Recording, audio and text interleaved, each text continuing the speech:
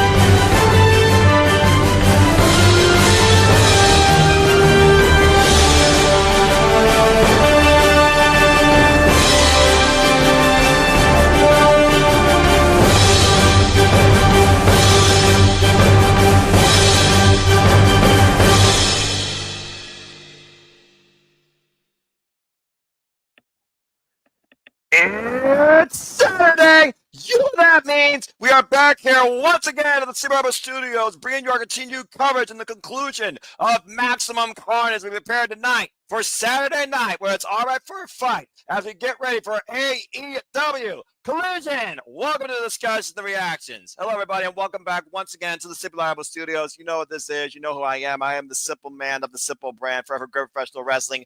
Damn it, been a long time since I've said that. And my name is Noel Foster, and what has been an incredible start to this year continues with the action heated up tonight, courtesy of Cincinnati, Ohio, with AEW Collision, Maximum Carnage. As you know, I am never alone as we constantly revamp the TV teams like the WWE. Tonight is not super reliable. It is, you figure out what you want to call me and this gentleman together when the two of us are on screen. It's James Hebert of the J. Hebert Side 95. James, good to see you once again on Saturday night. Been a moment, my friend. I mean, you and I used to be the original AEW duo, and we're back at it. How you feeling about Collision tonight? Well, if you want brutal honesty, it's a show. That's putting it politely. They're really doubling down on the main event that both AEW critics and supporters are like, what are we doing? You just can't. You fan like 12-man tag, excuse me, and god damn, I'm not sure about this one, Chief. Quite simply put, but the undercard definitely looks good. I'm really looking forward to that. And good to see we got DJ in here. We got Daniel in here.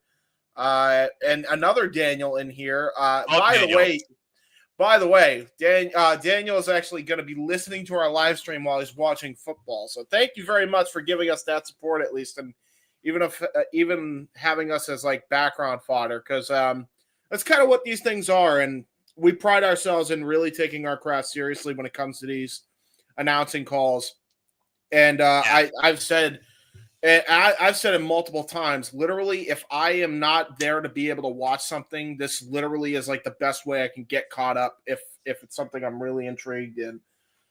When you guys were doing Survivor Series War Games, I don't know which team that was, but I was listening to the coverage, and that was the best way I can understand what was going on in the first War Games match. So, you know, that as an example, I think that's kind of a service we provide. It's very much a radio-esque type of call. So I'm glad we kind of provide that for people. I've always been prideful of that for our team. So there you go. But yeah, we got a show tonight. It's going to be interesting.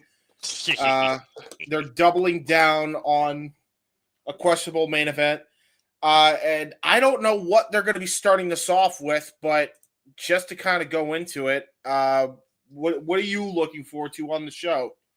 Well, you know me, I just enjoy life and enjoy wrestling. It's been a nice, simple day, but I do like your, if I could pontificate on your statement about what we do here real quick, how, of course, rock and roll It's nice to see you again, DJ. Talking about, of course, how being a conduit to the wrestling business is what Voices of Wrestling are supposed to be. I'm not just talking about the publication. I'm talking about anybody that conveys that reaction, that commentary, that knowledge, that passion, that excitement, that overall inclusive endurance, giving you a blind watch along. I do deem that rather important here in what we do. And again, I love just doing this for fun, but knowing that we do something like that engages fans, both new and old, it's really a wonderful thing that I've enjoyed doing now for the past, how long have I been doing this now, if you crazy yahoos across all things wrestling here?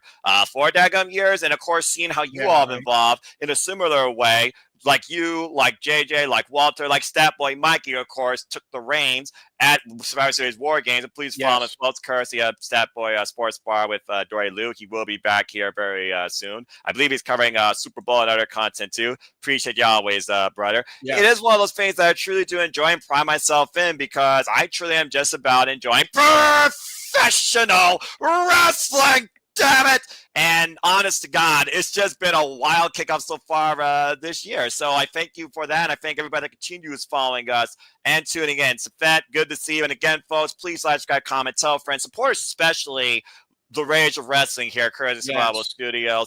Please show him your love, your passions. PayPal, and if you want to dictate the conversation, all the PayPal links in the description down below, or Super Chat. It is truly as simple as that. And seeing the other voices we've reached out to and connected with, like Rock and Ropes, like Ryan Smith, who become part of the shenanigans as of late. Of course, my friend King from ATW. It's absolutely wonderful, and I hope everybody really does appreciate not only what we do here, but what professional wrestling brings out of all of us here, because that's really what matters at the end of the day. A joy for professional wrestling.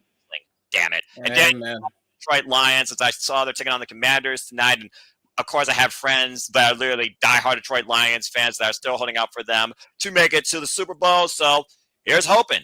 But yeah, we got a stacked card. We got the Undisputed Kingdom back in trios action. We got the Wrath of Harley Cameron taking on Julia Hart. Yeesh.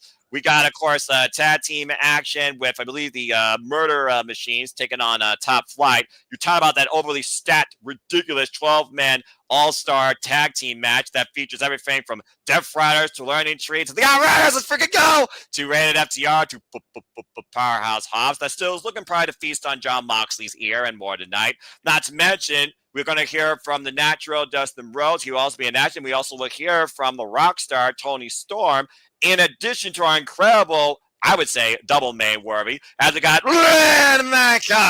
Kazuchika Okada defending his AEW Continental Championship against the Stone Pitbull, Tomohiro Ishii, and it all culminates, in my opinion, with what feels like last rites for one man, as Hangman Page and the fallen of Christopher Daniels have, dear God Almighty, a Texas death match. So this is the definition of Maximum Carnage. We're in store for a wild night tonight, these next 2 hours on both TNT and Max. And that's how you all can follow the show along with us if you choose. And I'm ready for it, bro. Yeah, I am too. I mean, I'll give them this. They definitely made this collision feel like it should matter. I'll give them that. It's definitely an improvement from where they were even like, how long was it now? Like 4 months, 4 months ago now, because they've been falling off a cliff up until the Hammerstein Ballroom shows, and then they started kind of picking up some steam with it. It's nowhere near where it used to be. We'll just say, but it's getting better. And yeah, I mean, to DJ's point, I mean, the Texas Death Match. Although I will say, there's apparently something that happens. I will not spoil because fuck that, spoiler free. But this may be important in the aftermath as opposed to the fact of the match actually happening. So that's all I'll say there, and we'll cross that bridge when we see it together. So that's all I'll say for that. Just keep that in mind.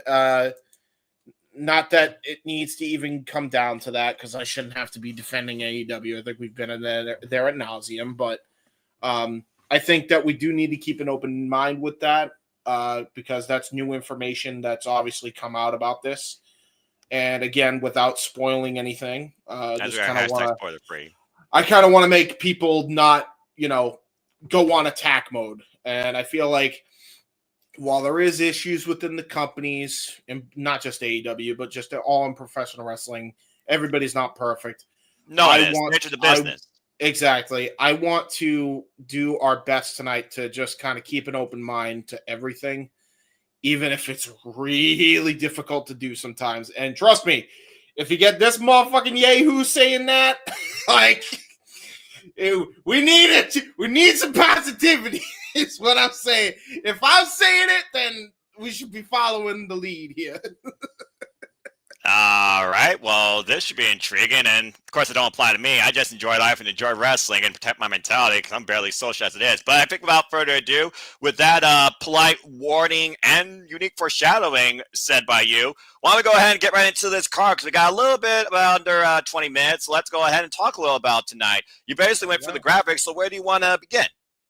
I say we go with the reuniting of the Undisputed Kingdom in tag team action and trios action against Shane Taylor Promotions. Now, I know we were talking about we need to be positive. I must ask you this, my good sir. Where the fuck are the trios titles?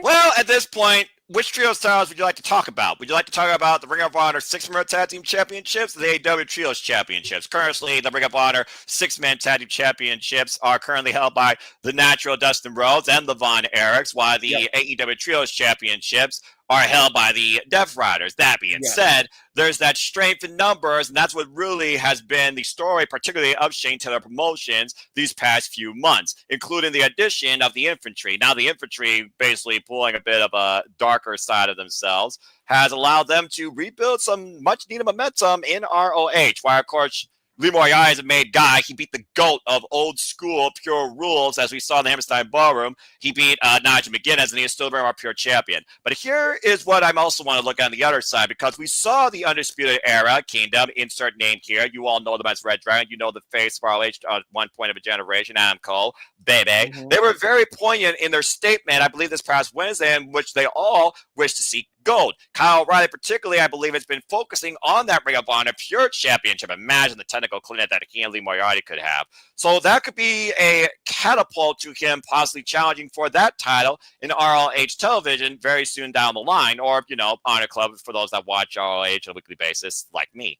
Then, of course, you have, of course, Kyle O'Reilly and Adam Cole, of course, former tag team champions, and they're all right. Roderick Strong, of course, former multiple-time international North American Ring of Honor, I believe, television champion at one point. There's a lot of unique dynamics if the Undisputed Kingdom gets the better of Shane Taylor Promotions that could lead them back to ROH into championship contention. And with the Ring of Honor Tag Team Championships also held by the Natural Dustin Rhodes and Sammy Guevara, you could see either of these teams lobbying for a chance to go after that as well. So I think it's a little bit of a battleground, to say the least, right now, who could literally dominate Ring of Honor by the numbers. But I'm looking forward to this. It's been a long time since we've seen Adam Cole, Kyle Roderick Strong in trios action. And again, at one point, they were literally an era that was undisputed, all decked in gold. Could they achieve the same thing in AEW this year?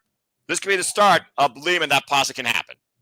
Well, let's hope. I mean, again, I loved me some Undisputed Era. I want to see them back in the good graces of fans. I hope this is kind of the start of rehabilitating that image, if there's even a way to do it. And as far as a match goes, I am looking forward to this because there is people on both sides that I'm really looking forward to. Always loved me some Kyle O'Reilly. I think his style of wrestling is sublime. I've loved Roderick Strong for years. I think Lee Moriarty has a ton of potential. And, you know, just for curiosity's sake, I want to make sure that I know. And the Infantry. I mean, that's another thing I was intrigued with Ring of Honor, the new turn for the Infantry and how they kind of turned them heel. Going to be interesting to see how that goes in the AEW Ring of Honor ecosphere. So I'm kind of glad to see that continuing on some level. Obviously, they're not going to get the win, but I mean, I'm kind of interested in the match. I'm interested in everybody with the exception of Adam Cole, but maybe he could surprise me tonight. So we'll see what happens. And everybody knows my thoughts on Adam Cole from both, mainly from a kayfabe perspective of how they built up that story between him and MJF. Thank God that shit's over now and we can finally fucking move on because I was getting sick of having to talk about that ad nauseum. I remember our World's End call for that particularly, bro. And I think that pretty much cements at the end of that. When Amco reunited with his muchachos and left MJF in an own pool of his blood. He got embarrassed, but he got the ring. The end. Mm-hmm. But yeah, I think we're both in agreement. The Undisputed Kingdom is definitely taking this, but we also have the first women's contest. My girl Harley Cameron, let's effing go. I knew he was going to be happy about this. This is surprising in everything James has said tonight. He has not said one thing regarding the women of AEW's division. And now he gets to feel the wrath of one of his favorites tonight, Harley Cameron. But she is taking on Julia Hart. Oh, boy. Mm-hmm. And, of course, for those that don't know, this all stems from the fact if you saw that insane Women's Casino Gauntlet that really shows the depth and the power, quote-unquote, of this AEW Women's Division. At one point, while Julia Hart and Jimmy Hayter are in a very heated rivalry, and I look forward to that being picked up, Julia Hart sprayed the mist in Harley Cameron's face, so Harley Cameron now wants Julia Hart to feel her wrath. And, of course, Harley Cameron, down under in Australia, woman of many talents, is the first time ever one-on-one matchup. Since Julia Hart, of course, came back, this is her second singles match since her return. So far, with a win over Jamie Hayter with the use of the Mist. It would not surprise me to see that also come back into play tonight. Of course, Julia Hart, former TBS champion, who lost the title last year to Willow Nightingale at Dynasty and got injured, and of course returned during the new era of AEW on January 1st at Fight for the Fallen. There's no doubt in my mind that Julia Hart has intention to go back after, I would imagine, women's gold, whether the AEW Women's World Championship or the TBS Championship or even something else. But Harley Cameron, I was holding out for her to be like a surprise wild card to win on Wednesday night because also she's from Australia. And in my opinion, Harley Cameron, like Chelsea Green from WWE, they are two of the hidden gems of the wrestling business with what they do, and they're just business. Either way, though, it does seem like a foregone conclusion, but I also think this escalates the rivalry that Julia Hart and Jamie Hayter are going to have for the foreseeable future. What do you got to say regarding this match and your fave? One of your faves. I mean, I want to see there's a lot of women I want to see do well in AEW, and I've said it, and DJ can attest that I've talked about this. Hopefully, he's in the chat still.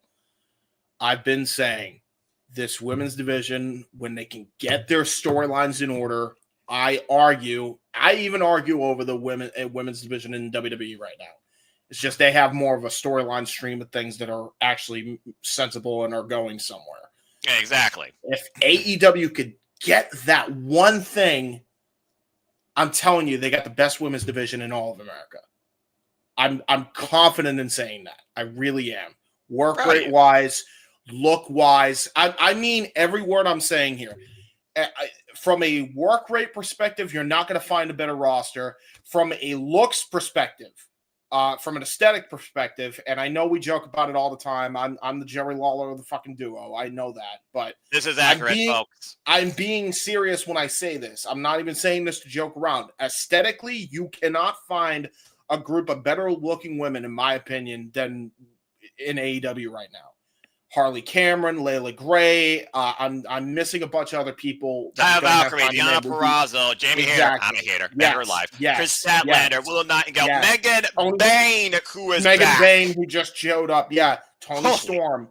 Like, there's a lot of good looking women. There's a lot of great workers in there too. Mina Shirakawa, if she stays, we don't know yet. That's part of the interpromotional partnership. You know that. And of course, the Grandma. Mariah May, who, by the way, congratulations on winning that award from Pro Wrestling Illustrated last year. Her and Toni Storm, both respectfully. There is no better women's division when it comes to those two categories than AEW right now. They're just missing story. But Harley Cameron has a ton of potential. I want to see her get the win, but I think this goes to Julia Hart. But yeah, I mean, I get to see Harley Cameron, so I can't complain too much, even if it's in a loss. But yeah, like, again, just take what I'm saying for real. Like, I think these women, if they just get that one element that's holding them back, the sky's the limit for them, man. Like, whether it's 600,000 viewers or 6 million watching them, I think they would have the best women's division if they could get that one aspect together. Well, like I said, support women's wrestling, damn it. And I do think the AEW women's division has been in a brighter light than ever with their showcasing. And I think that Casino Gauntlet is some bright foretelling for the future, to your point, when it comes to the depth and what they want to present when it comes to all the different dynamics of strength and power in this women's division, where you may have named literally like a third, if not that. But yeah, I think Julia Hart's definitely going to win this, but I think also Jamie Hayter's not going to be too far away when you saw what happened on Wednesday, dadgummit. Yeah, Run it back with these two, please. Hey, honestly, if Jamie Hayter causes my girl to win, cool. I'll be happy with that. A unique thought, actually. I didn't think about that because, again, we saw what happened when Jamie Hayter knew Julia Hart was in that gauntlet. They barely were in the ring. Yeah, there you go. And by the way, folks, this is why I like him running down the card than Excalibur or anybody else on the AEW commentary team, because I wouldn't have remembered half that shit my goddamn self until he said that. Speaking of which, you talked about strength earlier. Let's talk about this shit. Kazuchika Okada versus my boy and my wrestler of the year right now. Don't at me. Tomohiro Ishii. Where do I begin when it comes to these two men and the fucking clinic we are about to see? The fact that these two have been interlocked with each other in over 380 different matches, whether together or against one another. And the last singles was in 2020. Ishii has already had 3 of the hardest fights so far this year against Konosuke Takeshita and Gabe Kidd. Now you got to add Okada to the mix. The last time these two went one-on-one, it went for 26 minutes. AEW Continental Championship match was a 20-minute time. Kazuchika Okada, of course, now has been champion now for over 300 days. This is the definition of match of the night, the hardest hitting affair, because in Stone Pitbull Wrestling, when you stay true to your form of wrestling, that's what Ishii is. God bless that man with no neck. He makes sure that you fight for the win or you fight for your effing life. Tomohiro Ishii, of course, trained by the likes of Tenyu, by, of course, Kazuchika Okada, trained by the likes of Ultimo Dragon. The difference in matches with these two, Ishii has been involved in over 2,600 matches, while Okada hasn't even hit 1,800 yet. The miles that both these men spent in New Japan alone shows how big this is. And subtly put, Ishii came back, he said hello to Okada, he pointed to the title as a man with no words, just straight up action. Okada's like, fine, beach. So here we have this instant classic being brought to us tonight, courtesy of AEW Collision. What else needs to be said? James, it's Okada and Ishii. Let's fucking go. I am looking. Put it this way. I love the idea of the match. I love Ishii for the human being he is. I loved him as a wrestler. For me, I don't know, man. Like he's kind of hitting and missing. I think this will be a hit, hopefully, but it's iffy. I am looking forward to the match, though. I say it's iffy because I feel like both are kind of. You talked about the mileage, and I feel like both guys are kind of showing their age and their wear and tear. Well, and Ishii more so than Okada. I was saying, to put in perspective, Okada is 12 years younger than Ishii, who, again, do you really talk about age in the wrestling business? What's up, Nick Branch? It's one of those things where Ishii, again, has been involved in this business now for nearly 3 decades. Okada's only been involved in the business now for about 20 years. But these two have been interlocked in and out of Great Bash Heels before they both became part of Chaos, thanks to Shinsuke Nakamura, the former leader, before Kazuchika Okada took it over. And basically, Okada and Ishii were always connected to each other in a way ever since. It's one of those things you can talk about the mileage, but the familiarity there, that's the greatest strength to this match. And again, Ishii, sometimes I don't think it's even about a championship. It's just about a man showing how hard he can fight, he can wrestle, and reminding others to be the same way. You saw what happened with him and Gabe Kidd at Battle in the Valley, that 30-minute draw, to the point they're going to run it back in an Iron Man match at Windy City Riot. Buckle up for your hardest hitting match of the night, and Okada's going to be once again reminded, you realize what it means to be in the ring with me, but also to represent strong spirit, right? Yeah, exactly. Well, speaking of a person with strong spirit in a whole different sort of way, we're going to see Dustin Rhodes in action. I think it's pretty obvious that this man's going to win, but it'll be good to see Dustin Rhodes. So I'm not too mad about that.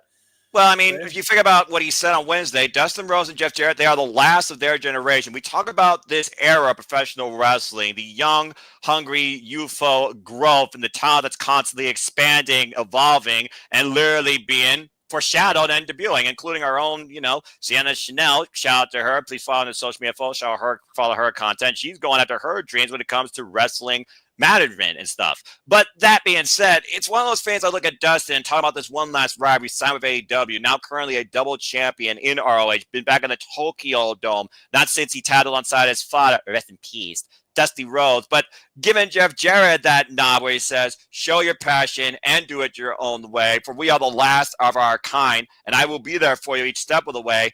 I do think it's one of those things where I think we might get Dustin Rhodes and Jeff Jarrett together in a tag team match along this way, because I'm sure MJF is going to try and make an example out of Dustin Rhodes at some point before he tries to make an example out of Double J, based on that promo we saw Wednesday, including the aftermath where he grabbed another man's wife. You don't do that, or you really are fucked up. I'm just saying.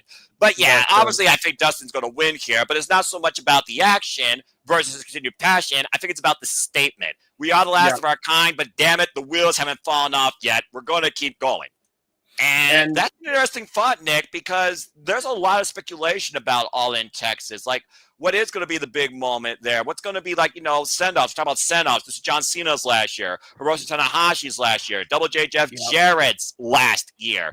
It very well could be the same for Dustin, where he might put up the boots, but still leave the future, thanks to his Road Wrestling Association, by the way. Y'all can follow that on YouTube. But Dustin Rhodes has always been one of my all-time favorite wrestlers. Still honored this day that I got to meet him when I saw my first AEW show to tell him about the impact he's had on me and my passion and the family legacy of the business. So I'm definitely looking forward to this. This is more of a wholesome moment for me.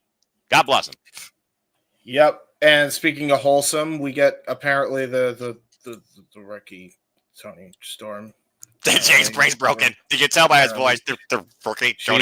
She's rookie, apparently. Yeah, sure. Well, I mean, hey, she won the casino gauntlet. She got a roll-up out of nowhere. Mariah May was ecstatic. And now she gets a chance to go home down under in Australia at Grand Slam to challenge the Glamour for the AEW Women's World Championship. We're getting the prequel before the sequel, I guess, in a way. But I just more so am very curious with this confidence crisis or midlife character development, foreshadowing a bygone era, whether or not she reverts back in time to a bygone era. But this is going to be interesting, at least. I'm curious if she gets confronted by anybody, including but not limited to the Vendetta, who I know Deanna Purrazzo and Tyler Valkyrie still owe her a receipt. But yeah, we're going to hear from her solo backstage promo. James? Yeah, sorry, I just got like a serious call. I'm usually not one to go off the air, but I have to take this because it's involving something. What do I tell you always all the time, man? Priorities are a passion. And of course, folks, we're 2 minutes away for AEW Collision, Maximum Carnage. While he might be doing Maximum Carnage at his own household, we of course have that 12-man tag. Yeah, and Hangman and Page versus Christopher Daniels, which I think is more important to talk about. Go ahead, put that up real quick, because in my opinion, Christopher Daniels, Hangman Page, they're two men that are literally at a crossroads. While Hangman Page knows what he needs to be, if it means destroying everybody in his path, Christopher Daniels, it's one of those fans we have not seen this man in action for a while, but he really has been his own legacy. A guy that has carved his own style and defined it everywhere, not named the letters WWE. Never stepped foot, it sounds like, I think, in that building or that company. Goes to his credit and legacy, former multiple-time X-Division champion, of our world and television champion, a veteran, of course, 54 years of age, 31 years in the business. Recently, last year, got inducted, I believe, in the Independent Wrestling Hall of Fame. Again, mileage over 1,800 matches. Heyman and Page, Christopher Daniels, they've been interlocked, though, ever since the Addiction. Cass and Daniels beat Heyman and Page when he was part of the Decade. And, of course, he lost, and then the escalation of the rivalry continued on when Heyman was part of Bullet Club. And, of course, we had SCU. But this really picked up, though, when Christopher Daniels has been trying to knock some sense or say some sense into Heyman. Heyman's ignored him, but he touched him. Christopher Daniels could not take no more. He confronted Heyman backstage, put his hands on him, and now we're in Hangman's most violent wheelhouse, Texas Death Match, where the results have been varied, but the statement has still mattered and carried through, apparently. Last time we saw Heyman at a Texas Death Match, Swerve Strickland knocked him out with a fucking cinder block. What the hell is Christopher Daniels going to do here to make sure Heyman has last rights here in a matter of moments? Or is Heyman going to finally put the fallen angel down where he won't rise again? Time to find out as AEW Collision is about to begin immediately. Yep, and we have this match too, folks. But again, hi guys. we kind of already talked about this in the beginning, so we're not going to run it down here again. But yeah, well, I'm sure we'll talk about more left. during the commercial breaks, where, of course, I always will say the typical line, fuck television. And I'm sure there will be more conversation to come forward here, too, very soon, as I'm just trying to get my TV feed up here. And again, folks, you can follow along with us either on TNT or you can follow along on Max. So while I get my TV feed up, let's go ahead and have a fun time tonight. Let's forget about some worries and just enjoy some professional wrestling. Whether or not you question the integrity of a company, don't think about that. Think about what's on screen. Think about the hardworking men and women competing and showcasing what they bring for your entertainment and the name of high competition. So there you go. Yep, let's do it, man. By the way, for those who are curious, Nick Branch is Hannibal from Rock and Ropes. He's been a guest on there a few times, so just wanted to give a quick shout out to him. So Hannibal, thank you for joining. Just wanted to give you a shout out there. So yes, we got Hannibal, we got Rock and Ropes. DJ is a draw, man. He's a draw. I just sent like a bunch of links to the live stream to everybody over there, and we got FTR, Powerhouse Hobbs, and Rated FTR in the house. And this is like this is the weirdest action of guys on a babyface team I've ever goddamn seen. Holy shit! Are you sure about that? You've said that quite a number of times, I believe, in the past. So I mean, yes, and they all involve the Outrunners. Well, the Outrunners are freaking awesome. They can work with anybody. Yeah, they can work all right. Look at them, machismo. I'm just kidding. I like the Outrunners, man. They can work all right. They work myself into a fucking headache. Well, I mean, Christopher Daniels has been worked to a freaking headache by Hangman and Page, so I mean, I think it's justified. Yeah, we got Rainmaker, we got Daniels. Everybody's cutting a promo in the backstage. I'm glad that they on Collision. I was about to say, I'm glad that they at least kept this part of Collision, so I'll give them credit for that at least. There you go. So I'm happy for that. Glad you're happy at least for that, man.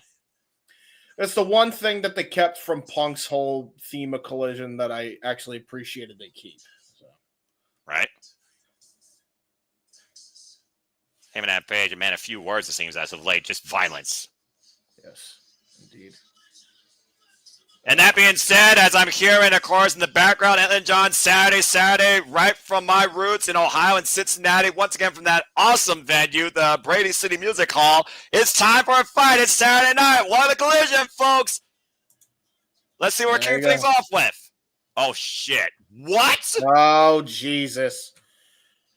Well, okay. All right, we're not wasting any time. JJ. Yeah, apparently not.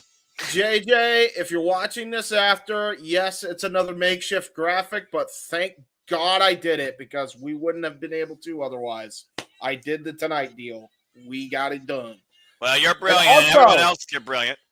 Good to see Marie Shadows in the chat. Hey, Marie, how you been? It's been a long time. I think you and Marie actually talked before I even met her, right? Yeah, me and Marie talked a little bit when it came to her writings, of course, and also wrestling. A very smart mind and a very kind mind. I've enjoyed the conversations I've had with her briefly during my early era of social media interactions. Of course, I don't do that as much anymore because, work and fatigue. But I'm glad to know that Marie Shadows is still doing very well. And please follow her, folks, and follow her podcast. Marie, thank you so much for tuning in. Yes, amen. Go check it out. Squared Circle Podcast with Marie Shadows.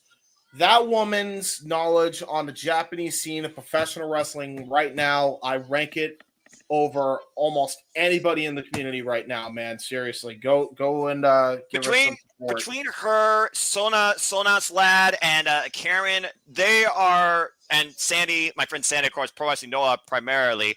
Nice crutch traps. They are the top 5 of my favorite people to engage when it comes to Japanese professional wrestling. So, arigato. That being said, Josie Geshi Boss, also Marie Shadows. Enjoy your food. And again, folks, thank you for tuning in to our coverage here. AEW Collision. Let's subscribe, comment, tell a friend. Texas Death Match is underway here. Opening contest. Hangman and Page, Christopher Daniels. And of course, Hangman and Page have been involved in Texas Death Matches now with the likes of Lance Archer, Swerve Strickland, John Moxley, and Adam Cole. And now he faced Christopher Daniels. Both wins were underway. Yeah, and you'll notice one thing here real quick, Noah. Like, Look at this. Look at the sling on Daniels' arm. Like that's definitely not good if you're trying to make sure you have your head in the game in a match type like this. But it's the risk that you take. Yep. Especially with the wear and tear on Daniels' body. Yeah, I'm not sure what Daniels was saying there. Again, Daniels has been trying to talk sense to Hangman Adam Page ever since the fallout with Strickland last year at All Out when he left the man to pool of his own blood, sedated and incapacitated, Brandon with a steel chair. Yep, that's true. I mean, when you look at these two men, it's like really who started this, but really who needs to end this. In a way, does Hangman Adam Page get clarity if he beats Christopher Daniels? And if Christopher Daniels, if he beats Hangman Adam Page, do you think that wakes Hangman up at all here? That's a good question. Honestly, I feel like it has to go to Hangman because just the vicious streak that he's been on. But Daniels could surprise some people. You never know, man. You never know. Well, again, Christopher Daniels, 54 years of age, 31-year veteran of the game, former Ring of Honor World Champion, Royal Television Champion, multiple-time Tag Team Champion Specialist, and a former 4-time X-Division Champion. Of course, we'll be covering that super reliable me and Walter Cruz tomorrow when we cover TNA Genesis, NXT, tomorrow night, courtesy of TNA Plus or Triller. Wrecking Ball clothesline by him and that face takes Daniels down the outside. Yeah, we've seen that before multiple times from Hangman in the past. There's a press body. There's that body vault. Well, Planja, but I get what you're saying there. And, of course, AEW, of course, now on Max, both TBS, TNT, both Collision and Dynamite. You can literally catch your one specials, pay-per-views, and episodes courtesy of All Elite Wrestling on Max. Check it out today, folks. If you wanted to catch up on the Genesis, that was All Elite Wrestling. Good grief. Yeah, great Wrecking Ball drop kick by Daniels. And now it looks like he might be trying to go for the Arabian Press moonsault. Got cut off at the pass by Hangman and get tossed into the barricade. Well, look, if Christopher Daniels is going to beat Hangman here or even survive Hangman here tonight, he can't pull out all the classic stops in wrestling. He has to be violent against Hangman and Adam Page. The only way he's going to survive. Oh, man! Oh, Jesus, chair right between the eyes, right to the the upper lip, right to the head. And to your point, Noah, I mean, we've seen Christopher Daniels get loud and Larry like that before. You look back at his matches in TNA wrestling with AJ Styles for any indication of that proof. So he's going to have to channel that energy that he showed AJ Styles here tonight against Hangman Adam Page. And as Christopher Daniels is bleeding buckets here at ringside. Well, I mean, there's one thing you can expect in a Texas death match, I think. If nothing else, it's blood. It's just a matter of who bleeds first and if both men will bleed eventually. But to your point, again, Christopher Daniels, a made man. Most people might recognize this man's career from either TNA or ROH. I mean, again, formerly he was X-Division champion as Suicide, and that is barbed wire in Hangman Adam Page's hands, I believe. A spool of barbed wire. Yes, and to your point as well, I mean, not only is he a former X-Division champion under Suicide, he's also a former multi-time tag team champion with Frankie Kazarian, former alum here at AEW. He's also a former Ring of Honor world champion and world tag team champion alongside Christopher Daniels. Oh, man! Jesus Christ, and there's the barbed wire right to the head. Trying to open up that cut is Hangman Adam Page. And just scraping that barbed wire literally across the open wound of Christopher Daniels' forehead. See referee Bryce Rensburg right now checking on Christopher Daniels. Shout out to Tony Giovanni, Nick, what are my words I'm looking for here? Nigel McGuinness, and of course Matt Menard, the AEW commentary. A great dynamic here. Of course, Noel Foster, James Hebert. You can figure out a name for us if you want, folks. We're always happy to do these calls here. We're the original AEW duo for commentary, actually. And again, look at the way he's bracing right now. That barbed wire across the jaw. Oh, Jesus Christ! Jesus almighty God. This is why people see Hangman as controversial. Love him or hate him. God damn. Well, it's a death match. You got to be violent. Oh, a big cowboy boot. Jesus Christ. Yeah, that's a big boot and a half. Shout out Andrew Martin. He'd be proud of that one. And now Hangman Adam Page once again with a barbed wire in hand. Again, Hangman Adam Page first met Christopher Daniels when he was part of the Decade in ROH and lost to Daniels and Kazarian when they were the Addiction. Oh, man! Rolling lariat with barbed wire. Yeah, huge discus elbow by Hangman Adam Page. Almost like a discus punch, to be quite honest with you. But, you know, the way he's acting now, he may have been a part of a different faction in Ring of Honor, but the way he's wrestling right now, he might as well be a part of Scum because that's exactly how he's acting. Well, can Daniels rise back to the occasion and prove he's more violent than Hangman? Stay tuned, folks. Restaurant Quiet Picture in Pitch. And if you haven't been here before, this is what I always say during this. Fuck television. And we always have a middle finger to prove it. Why did that become a thing? You all are ridiculous. We need the audio, and we also need the visual for people that actually want to watch us yahoos call this. I mean, that's fair. And again, for those that are using that as a conduit to professional wrestling, whether you're a fan of AEW or you're just tuning in casually, I thank all of you once again. Good to say about it again in the chat. And again, if you enjoy what you're hearing, please support my friends, support our passions, PayPal them. But if you want to dictate the conversation with questions, not based on what we're covering, Super Chat or PayPal. It's as simple as that. And please stay tuned for something following this. Something! As the Renegade Wrestling JJ Williams will moderate the monthly tradition that is Kick-Ass Karaoke, the bane of my existence. 11 p.m. Eastern Standard Time. We'll be singing songs with something in the title. Tonight. Not tonight. See, you're looking forward to it. I'm only looking forward because I get to torture with the word. Simple Man doesn't sing. He does commentary, all right? Damn it. Yeah, I'm going to make sure I screw up my voice one way or another during this call. Anyway. You get to support the guy's gimmick, so there you go. He may be a gimmick, but he's also highly underrated for his talent and his strength. Do you not see that power bomb with Laredo Kid on Thursday night? That was something. Hey, listen.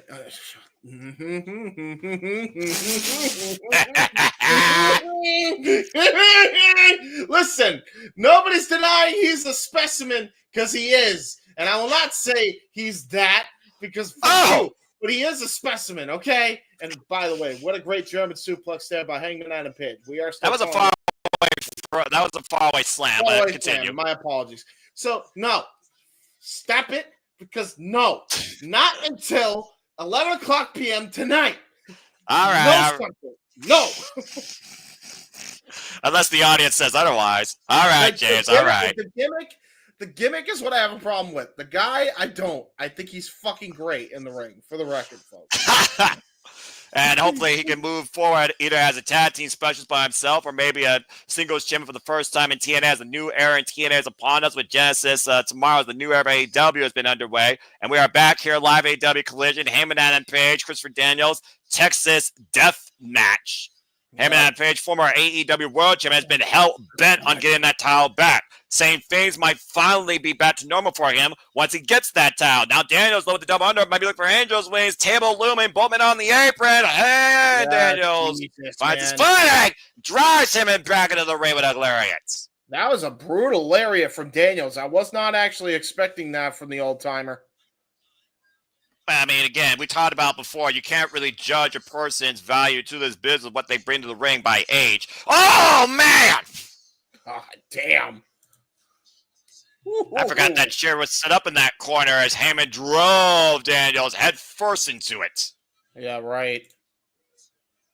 Not a good start for Daniels, man. Everything that Daniels try to throw at him. Look at the replay here. God damn, what a powerbomb through the chairs. Well, I mean, look at what Heyman's doing. He's literally destroying the man's back and the man's head. He's looking to make sure that Daniels literally lies in the bed that he made, running off the apron, double stop through the table. I am the table. God. Yeah, well, the table broke a little bit, so it's not exactly I am the table, but it is ish. But, man, that almost hurts worse because that's all of Hangman Adam Page's weight just coming crashing down on Daniels, who's already a bloody mess. And that's going to exacerbate his breathing. That's going to make it way harder to try and make sure he's 100% going in. Look at this again. Bam. Good grief. Yeah, you're right. The table buckling underneath him, and Christopher Daniels falling down even lower than you think he's able to. And Heyman be down another table, covered in barbed wire.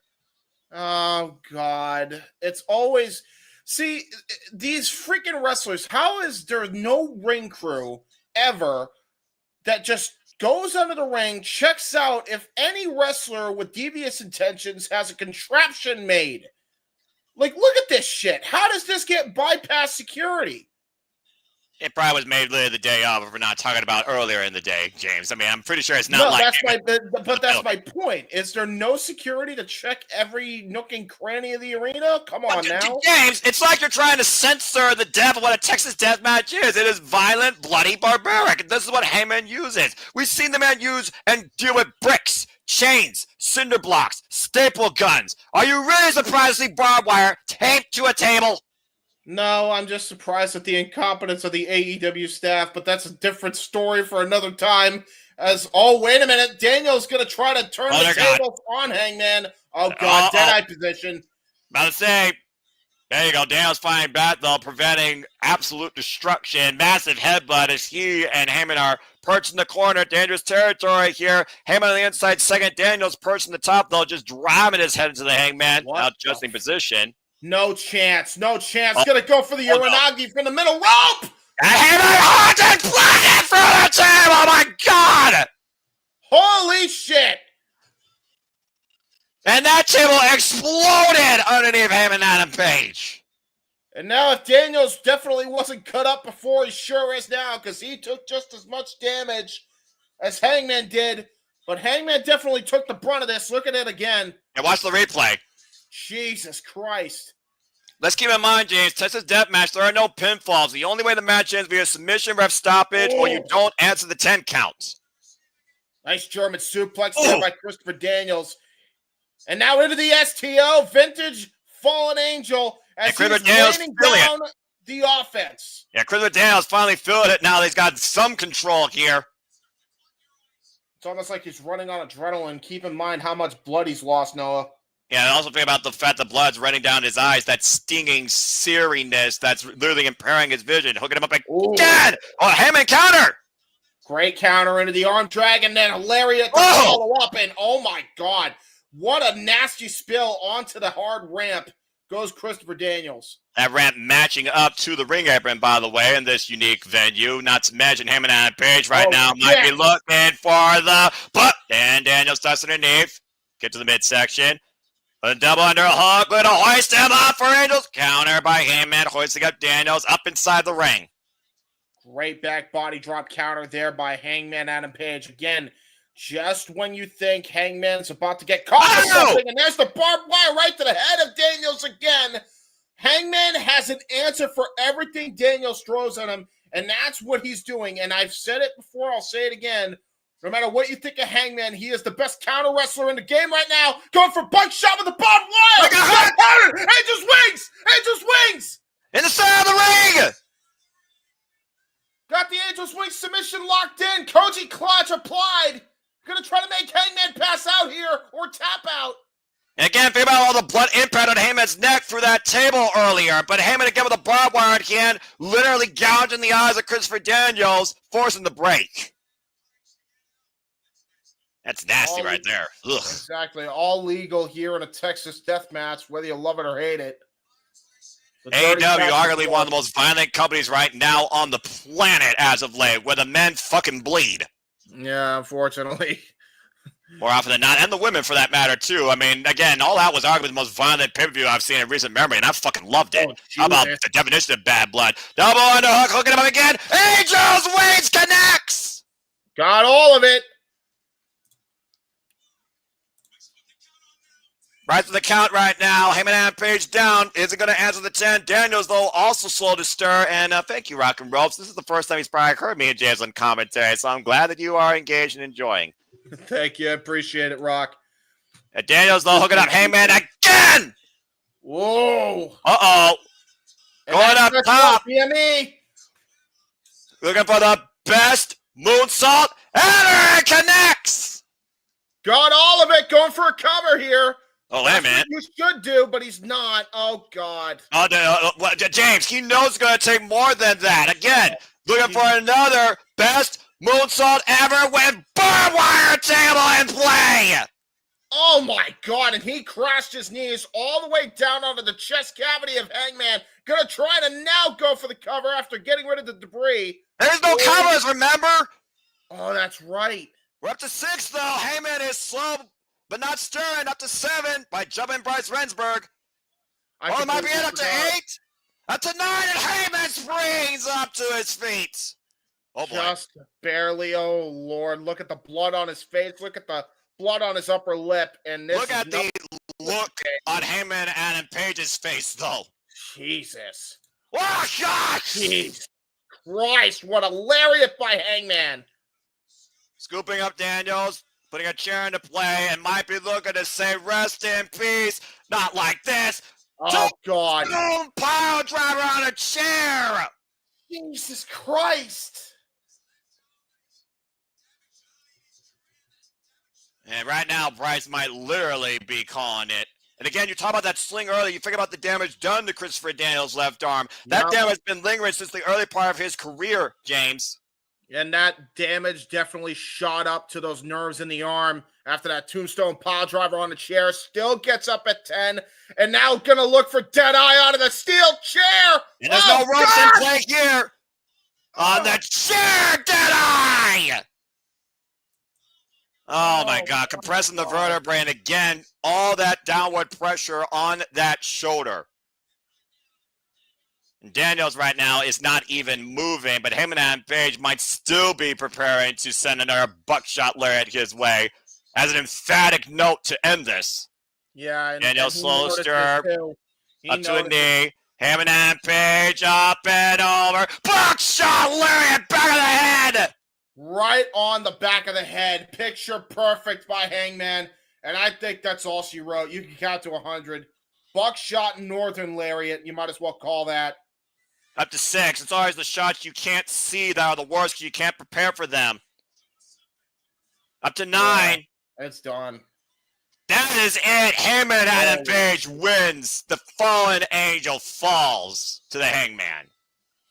That was brutal. And the finish of the match, he hit a tombstone pile driver on the chair. He hit a dead eye on the steel chair. He still got up to his feet, and only to be met with a blindside lariat, buckshot style, right to the back of the head. It's also one of those things you wonder he got the win here. Yeah, he finished the match, but did he finish more than that? You were talking about before the Myers, Christopher Daniels. Again, he literally said that he no longer was an EVP. Was this maybe just his one last stand against the Hangman? Yeah, exactly. And future remains very uncertain for both Heyman and Page and Christopher Daniels. But one thing's for certain: Heyman, what the hell? Oh, Jesus Christ! Is he really not done? After there's no need for this. What the hell? What? Oh my! Angels wins by Hangman. Talk about insult to injury. Well, he's been out of his damn mind ever since Strickland invaded his family. Yeah, but here's the question I have to ask at some point. When can you just let it go? Why do you have to take it out on everybody else that has nothing to do with the situation? This is exactly what he got in trouble with before the Swerve Strickland thing. And now here he is doing it again on a former AEW official, a guy who's not even able to defend himself after a hellacious match. I mean, come on. Doc Sampson right now in AEW medical and personnel helping Christopher Daniels here. And to your point, it's a very scary situation. You can't even feel his arm is what he's saying to the doctor. He's clutching that arm to his chest. He's barely able to breathe. They might want to think about getting an oxygen tank on him. And to your point, man, what does that remind you of? Because the last time I saw Christopher Daniels in that bad of shape from a member of the Elite in any form, it was the Young Bucks, and it was very similar. And it was scary then as it is now. Well, I'm sure they'll keep us up to date as they always do. But in the meantime, Heyman and Page wins this Texas death match and adds literal insult to literal injury. Jesus. Thank you, Christopher Daniels, though. Well, that's one match down so far on what truly has been Maximum Carnage, at least already here on Collision, as we're just getting started. And that being said, folks, thank you again that are still tuning in following that. I mean, Rock and Roll's given us quite a high endorsement. I don't compare myself to anybody. People have compared me to Joey Styles, and my boy's professional wrestling, my whole life has always been good old JR Jim Ross. So I got the little mini JR from a wrestling crate that I always have on my side, just has a good aura. But again, thank you, Rock and Roll, for that polite endorsement. I'm glad you enjoy what me and James do. Me and James have been doing this now for, again, the better part of 4 years, not just in AEW, but other companies too. But you'll see teams like him and Walter, of course, with Bloodsport and UFC. You'll see teams like me and JJ for WWE. You'll see teams like Statboy Mikey and JJ for WWE. Walter and JJ for NXT. James and JJ, I think, for SmackDown. Me and JJ and Walter for Raw. So, again, if there's something going on here in wrestling here on the Western Front, we'll be covering here for you all. For we are the Super Reliable Studios and only wish to engage and entertain you across all things professional wrestling, too. So I hope you're along for the ride.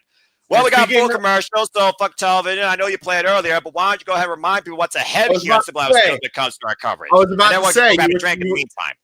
I was about to say, you were talking about all that shit that we do here on the Simply Reliable Studios. Here's what's upcoming here on the Simply Reliable Studios Watch Along schedule. And now for a taste of things to come.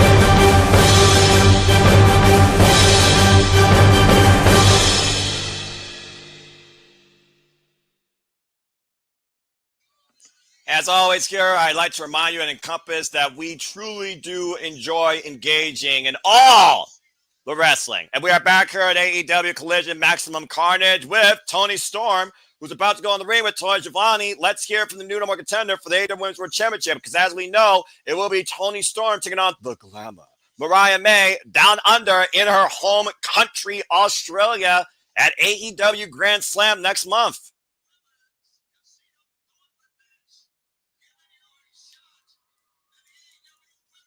The fact that Tony Schiavone's been doing this also for 50 years, God bless him. Jesus.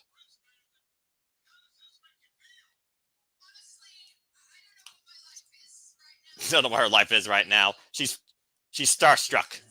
And yes, let's hope that Tony Schiavone doesn't lose his microphone. So far, he does a good job. Well, I mean, again, he's literally talking about, the last of a generation. Tony Schiavone is truly the last old school voice of the generations. Yes, true that. I'll tell you that right now. Toni Storm now here.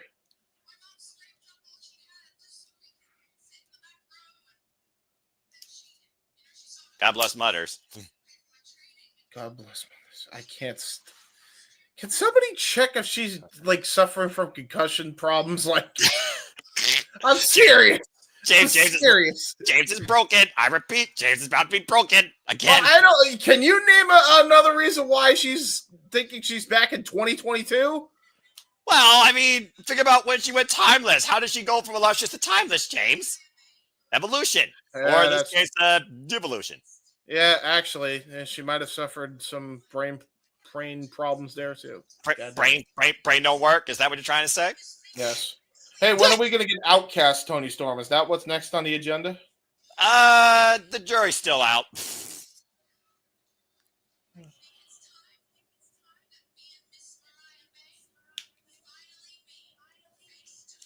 Her and Mariah made fun of me face to face. I mean, I'm for it.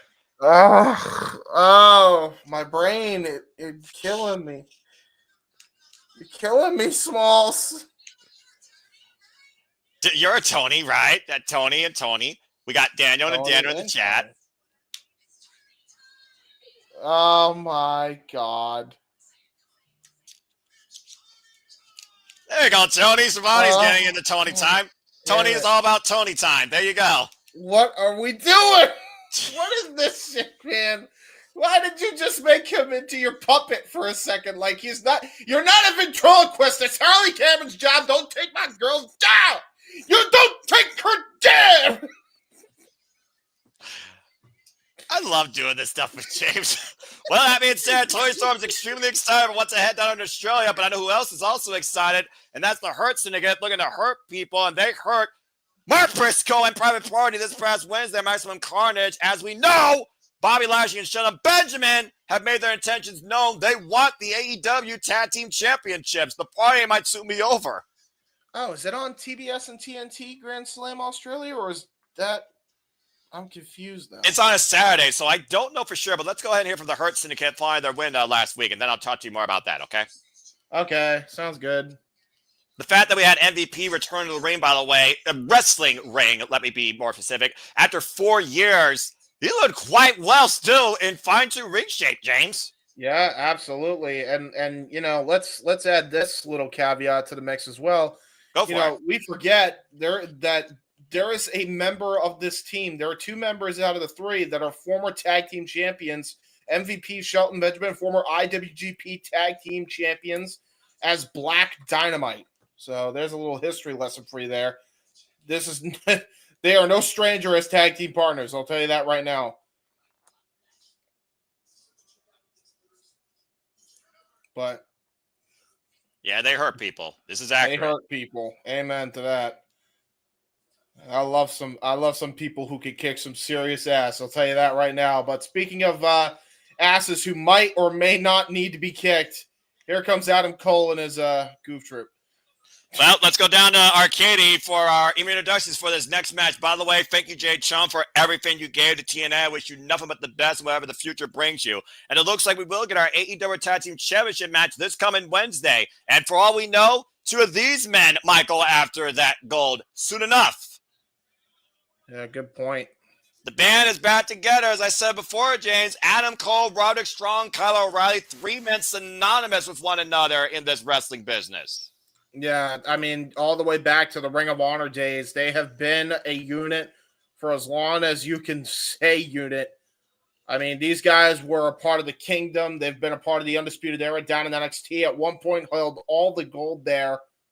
And now they're trying to make a bounce back here in pro wrestling and AEW with new goals in mind here tonight. And hopefully going into 2025 as Adam Cole lowers the boom here in the audience.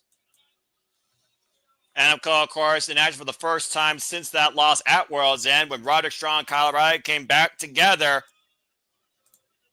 We've already seen enough carnage tonight. And there's the Adam Cole, baby. They know how to make an entrance still. I will give them that as a trio.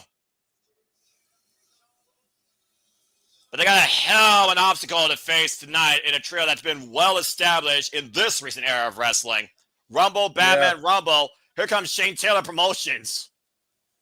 Yeah, and this is a completely new variation of Shane Taylor Promotions. You look at the infantry, Sean Dean and Carly Bravo accompanying Lee Moriarty, pure champion, who just got a huge win at Ring of Honor Death Before Dishonor against Nigel McGuinness in old school pure rules. So he's trying to carry that momentum here in this matchup with his newfound teammates in Shane Taylor Promotions. It was that last match against Shane Taylor and Lee Moriarty where Shane Taylor talked to infantry backstage, says, when are you all going to man up and get serious? When are you all going to rise up to your potential? It was that last match I saw by the infantry of that former Pure Identity here in Toledo, post-collision on Ring of Honor. Since then, though, after Shane Taylor's influence, the infantry has had nothing but an upswing. Only 1 loss since they joined STP, and it was to the Undisputed Kingdom, but it wasn't these men. It was Matt Taven and Mike Bennett that beat them on the 0 hour of Ring of Honor Final Battle. Yeah, so there's definitely some history between the Undisputed Kingdom and Shane Taylor Promotions as far as the infantry and the OGK is concerned. Starting off here with Adam Cole and Lee Moriarty. Lee Moriarty, of course, the current Ring of Honor Pure Champion. Headlock, and of course, Adam Cole, former Ring of Honor World Champion, nice and Zaguri, former NXT Champion as well.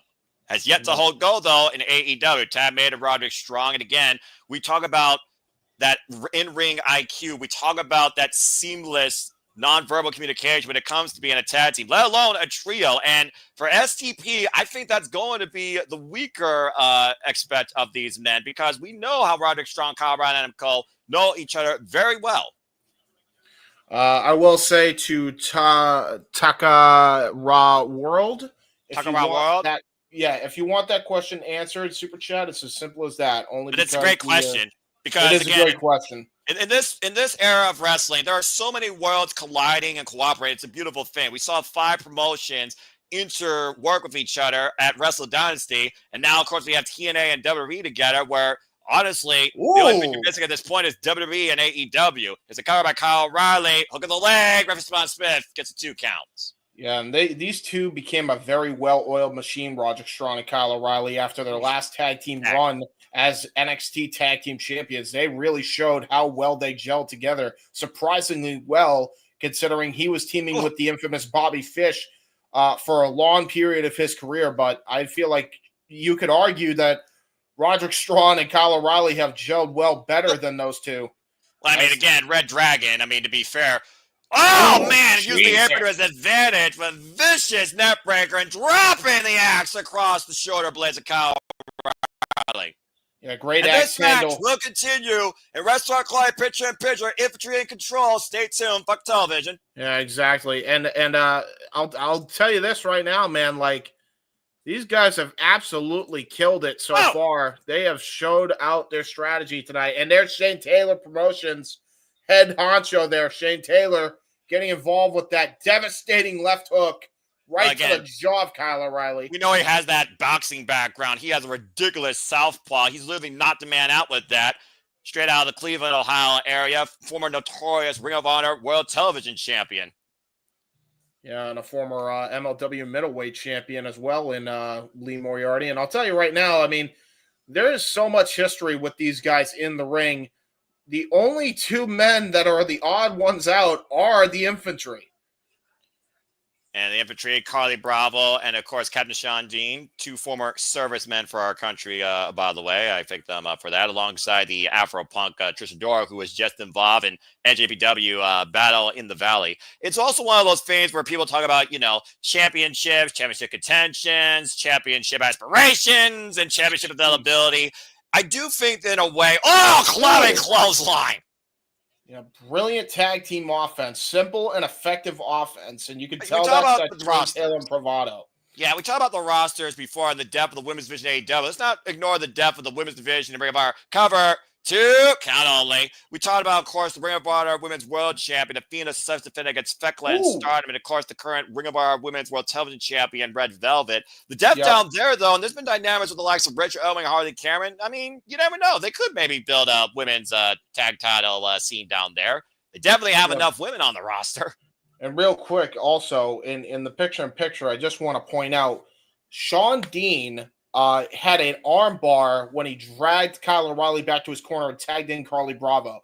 There is that MMA influence showing right there by Shane Taylor's side of things. That training is already paying dividends for that team, because they did not have that ring awareness and ring IQ before they joined. And that's going to be a huge, huge thing later on. May not be something later on.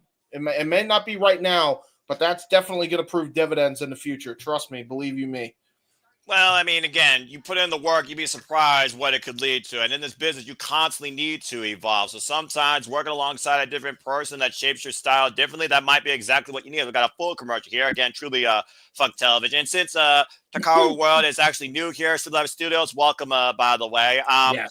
It's one of those things right now where I do think in this new era of AEW across Max with TNT, TBS, and working on an ROH TV deal, I wouldn't rule it out to say that they won't call for those titles. Made Adam Cole, and Adam Cole wiping out the infantry and Lee Moriarty from behind, back elbow strike. Whoa, and takes down Sean Dean.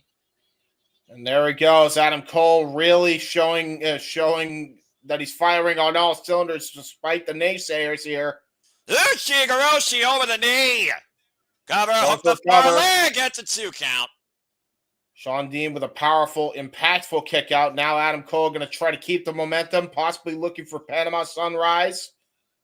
And he's pushing the corner up the second rope. He's got him in his sight. Sean Dean slow to stir his feet. Gets out of the way, though.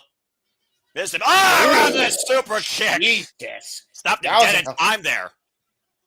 Oh, God. And there's Ushigoroshi for the suplex position. High angle, 2.5. And now tag to Roderick Strong. By the way, the only person in this team that's actually a former singles champion in AEW, former AEW International Champion, now in the ring. Wrecking Ball drop kick to Carly Bravo. And there's that rising knee strike. The Messiah of the Backbreaker, of course. People know him notoriously all the way back from PWG, where he can pull a Backbreaker from any position. Or Gourd Bust, as he just took Shanti up and over. Here's the cover side of the ring, and everyone comes in to break it up. Yeah, great full throttle there by Roderick Strong, but to no avail as the Infantry's Carly Bravo and Lee Moriarty broke it up.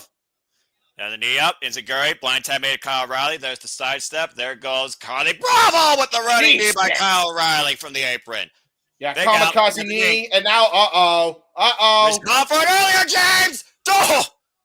Panama Sunrise fully connects there by Adam Cole. And now here comes high-low by Adam Cole, Kyle O'Reilly, and Roderick Strong. And that win is undisputed. An impressive return to form for this trio, working on all cylinders tonight against Shane Taylor Promotions.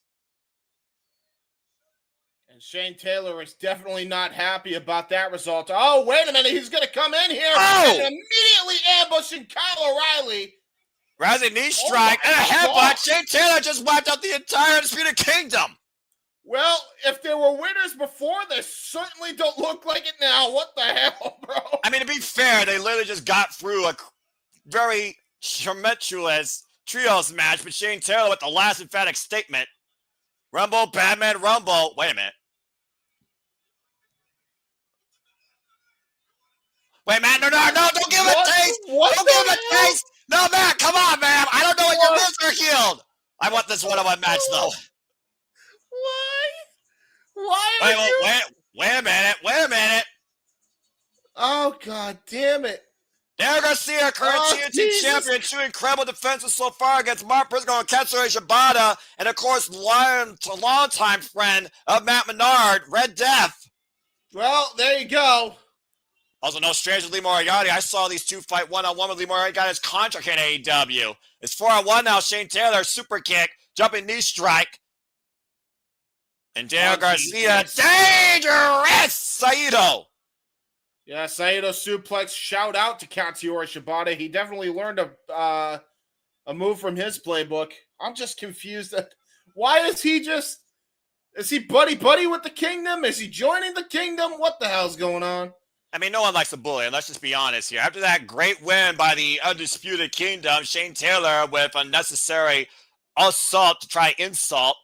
And again, Kyle O'Reilly has also made known that he wants to maybe challenge for Daniel Garcia's gold. Well, there you go. They definitely want to ride the momentum that they just got from winning the match here with Shane Taylor Promotions. And it looks like there's some respect there shown.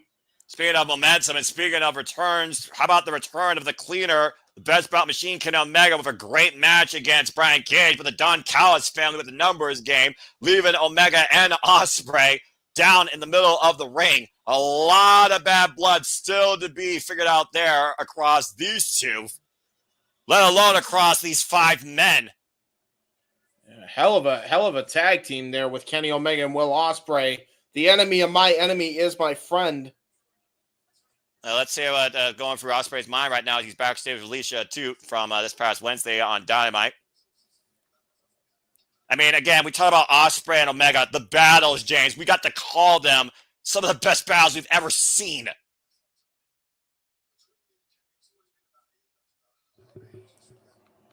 Between me and Kenny, it's always been about egos, but I'll be honest with you. Thank you, for the transcript. The hatred that we have for the Don Callis family weighs that much more, he says. And it's time we end this shit once and for all, bruv. Well, Ospreay calling out Kenny Omega for a truce and an alliance to defeat a common enemy. Again, there's strength in numbers, but also might be strength in the bruv and the best bout machine together versus against each other. Speaking of together, here comes the Murder Machines, Brian Cage and Lance Archer, as we get ready now for tag team action.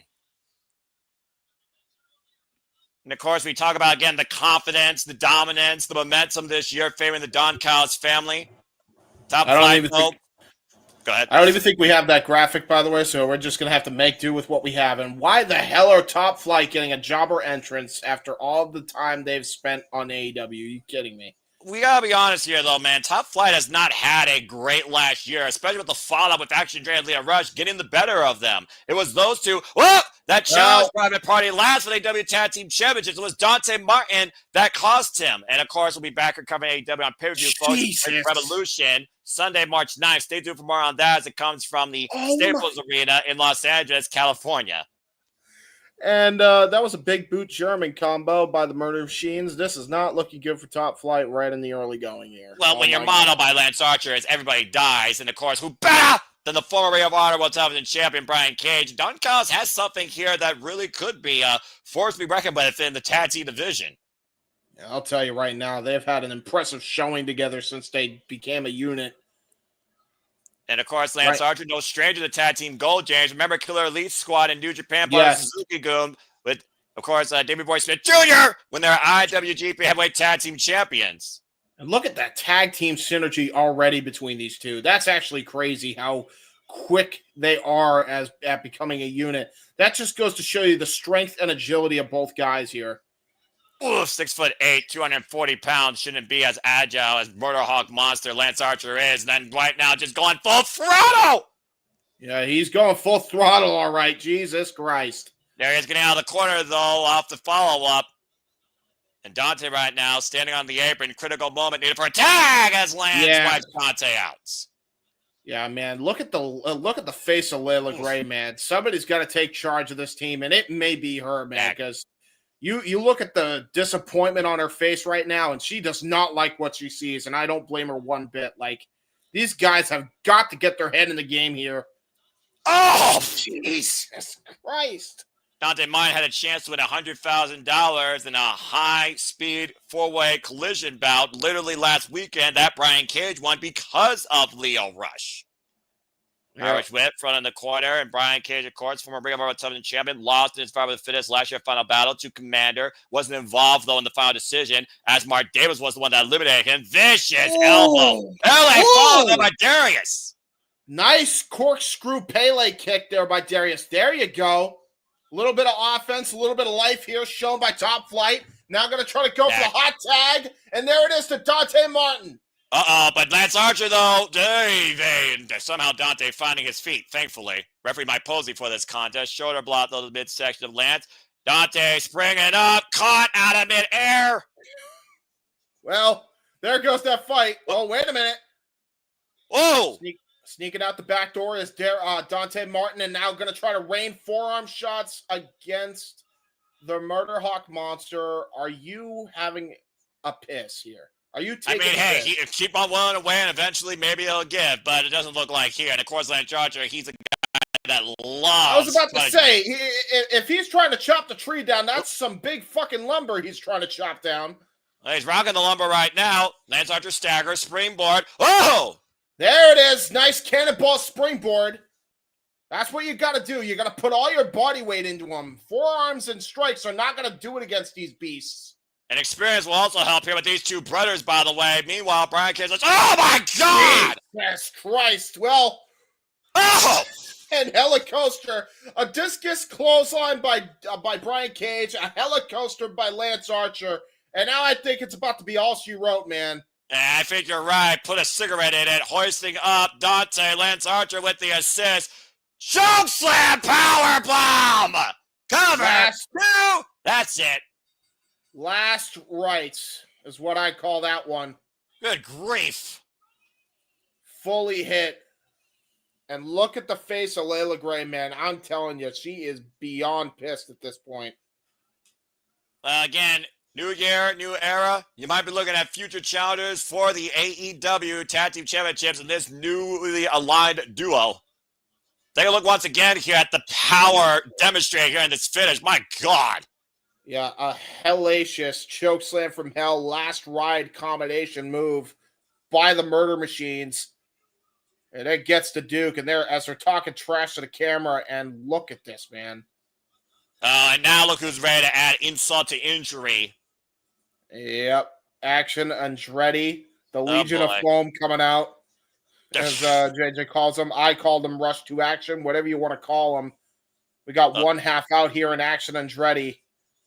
I mean, again, what is Action Andretti out here to do? Oh, wait a minute, Leroy's wrong! Jesus Christ! I should have known. I should have known these two are not done with Top Flight after they literally cost them the AEW Tag Team Championships. Again, Leo Rush and Action Andretti's MO has always been out to prove a point against Top Flight. Man, I'm telling you, man, he bum rushed him so quick, man. That foam jacket, man, with all those spikes, that could poke an eye out. Well, Darius wiped out, Dante wiped out. And look at Layla Gray right now, unable to do anything here. And Leo Rush I don't think she cares. I'm gonna tell you that right now. I think she cares. Jesus Christ! What a final hour of frog splash by Leo Rush.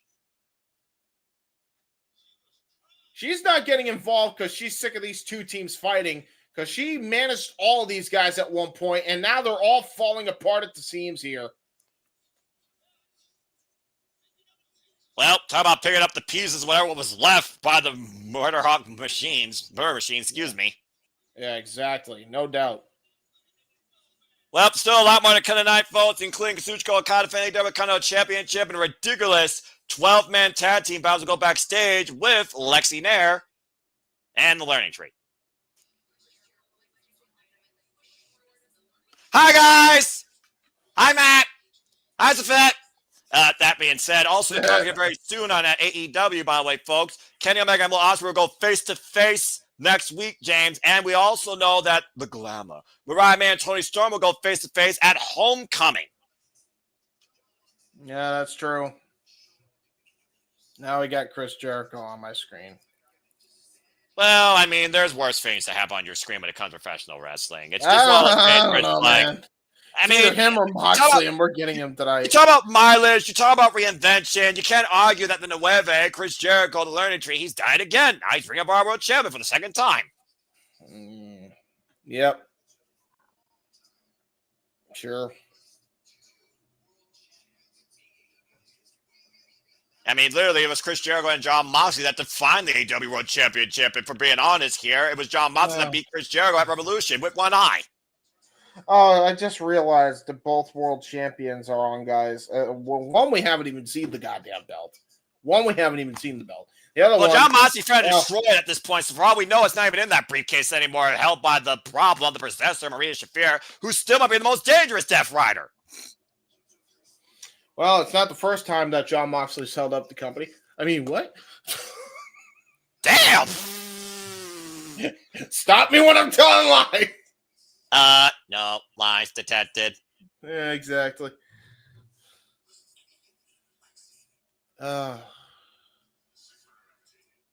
Super entertaining. Well, thank you, Lexi Nair, for that. Again, 12-man tag team match to come tonight, AEW, as we go to full commercial, fuck television. Yeah, I mean, it's one of those things, though, that Leo Rush, Action Andretti, and Top Flight had to fall out last year. Layla Gray was an innocent bystander, but also a casualty. It was that moment of sympathy that Top Flight had for Layla Gray that cost Top Flight that match that led to Leo Rush, Action Andretti becoming number one contender for the tag team championships. 2 weeks ago, we saw them challenge for the titles, and if it wasn't for Dante Martin taking the feet off the ropes for Leo Rush, Action Andretti and Leo Rush could have been the tag champs. And then, of course, followed that the same night, Leo Rush got revenge, costing Dante Martin that fatal four-way for $100,000. And it looks like they still are not done making an example out of Dante and Darius Martin. Yeah, exactly, right? Good grief. Lance Archer and Brian Cage, I mean, they might be the duo to wreak havoc with against Will Ospreay and Kenny Omega. I wouldn't mind that tag team match, but you also got Kyle Fletcher, who, of course, is 1-1 now with Will Ospreay, and the Alpha Knows Takeshita right now, who is probably on the biggest upswing of anybody in AEW. Yeah, exactly. Well, anyway, James, you said that as statement. Is there anything else that you want to say regarding what we saw so far tonight? As we're not even hit the second hour yet? And again, fuck television. The Murder Machines just absolutely destroying Top Flight is crazy. I will say they're gelling well as a team, the Murder Machines. 4-0 now. Yeah, they have just they're absolutely running through the competition. To your point, it's not the first time Lance Archer has run through competition in the tag team division. You mentioned his team with Davey Boy Smith and the Killer Elite Squad. Suzuki Gun. Yeah, and Suzuki Gun. So there is that. And Brian Cage, we know his routes in TNA, and we know his routes in AEW with Team Taz. So, both can definitely be team players when you actually give them proper incentive, and their incentive seems to be the AEW tag team titles. We'll see how that goes down. I'll tell you right now. Murder Machines and the Hurt Syndicate are what is going to be my tag team match for Revolution, the way it's looking. Really? Yep. Well, Because let's keep in mind, James. Different. Well, I mean, you're not wrong there, but also let's keep in mind, talking about the Hurt Syndicate, they're already challenging for the gold next week, Wednesday on Dynamite. They're getting their chance against Private Party. And I think they're winning. And I think it's going to be Murder Machines and the Hurt Syndicate at Revolution. I think that's the match. You really think the party is going to stop this soon for Private Party after they've been part of AEW for 5 years and finally being the Young Bucks in October of last year? The Hurt Syndicate just right out the gate are going to get the titles just like that? You really think so? Yep. I don't know, man. It just seems too early to call here. Again, Chevy's advantage, title in their hands via pinfall submission inside the ring. And while on paper it seems like it makes sense, I figured they could break this out even further. Let's see what else might make sense here with Daniel Garcia as we're back here on AEW Dynamite Collision. Back to Carnage. There we go. And the TNT champion on TNT. So there you go. Look at that. And now we got the Undisputed Kingdom interrupting, it looks like. I just heard Roderick Strong go, Daniel! Adam Cole, of course, faced Daniel Garcia when he returned first from concussion protocol. So we know the history goes deep back here with these men.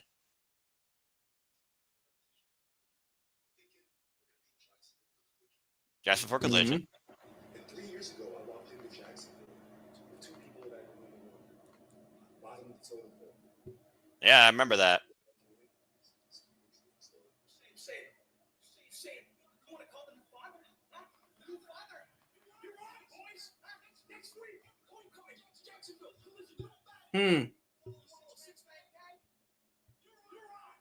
Oh, shit. We might be getting ourselves an Angelo Parker return on Dynamite.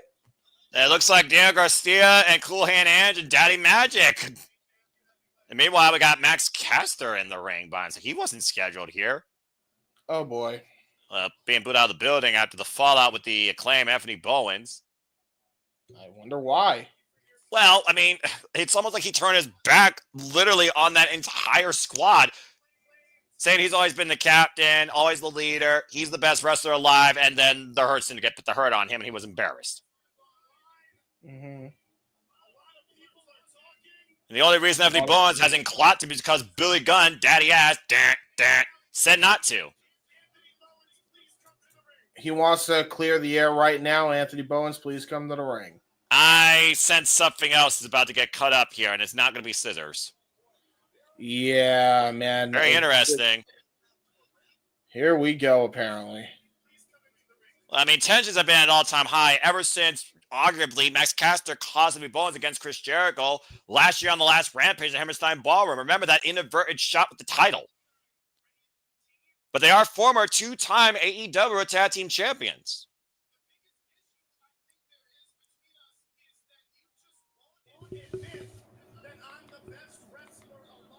Oh, Lord. Jesus Christ. So he hasn't learned anything. Got it. Nope. There's the word I was waiting for you to say tonight. Nope. Listen.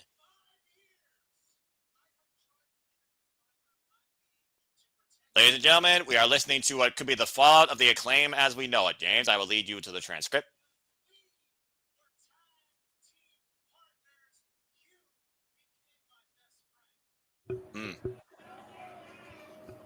But now I have delivered the very Careful, James. Don't have it too loud. You have made me a liar. Made him a liar. I've had to lie to Every single body. Hmm. Who you are as a person. Max Caster. Is Arrogant. Cocky. Selfish. Damn! Oh, wow. Arrogant, selfish, cocky, edgelord piece of shit. Hello, David Banks and James. I heard your audio, by the way, a little bit background. Be careful about that.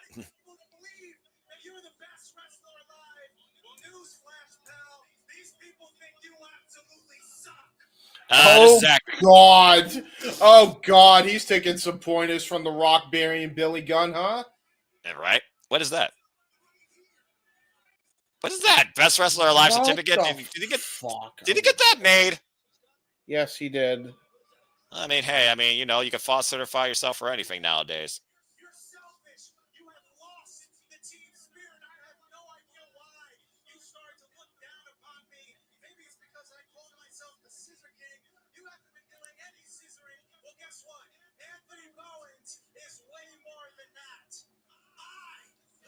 I possess everything tool necessary.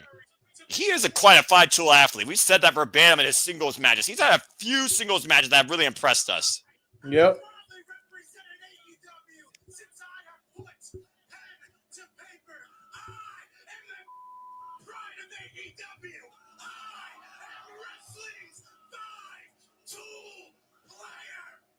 Preach, brother! Damn! Okay. That's passion right there.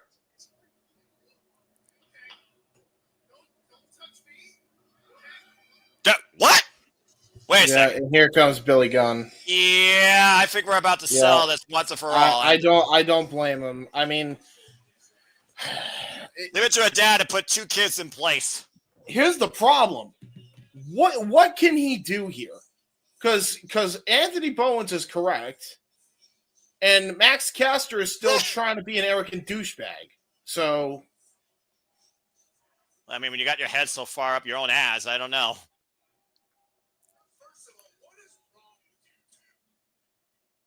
James is asking the same question. These 2 are AEW Trios champions, for Pete's sake. Yes, all of them.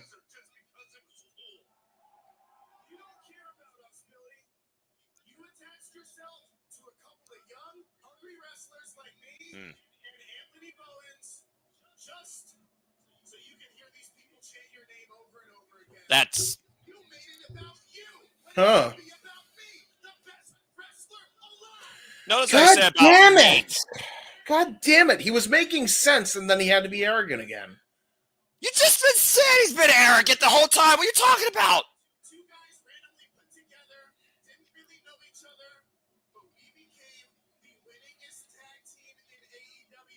That is actually accurate.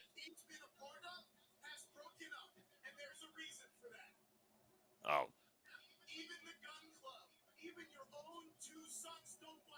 Whoa, whoa, whoa, whoa. Are you fucking kidding me? Whoa, pulling the heartstrings there.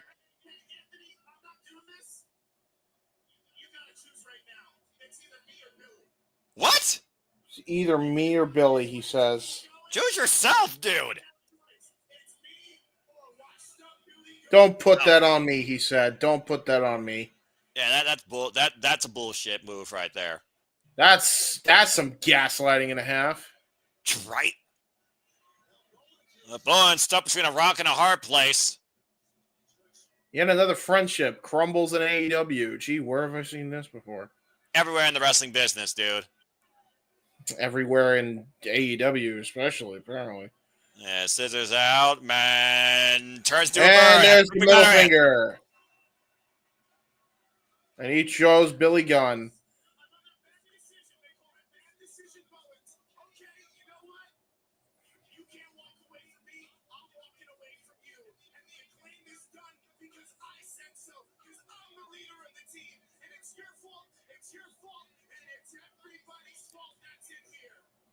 This promo is brought to you by the word delusional. Yep.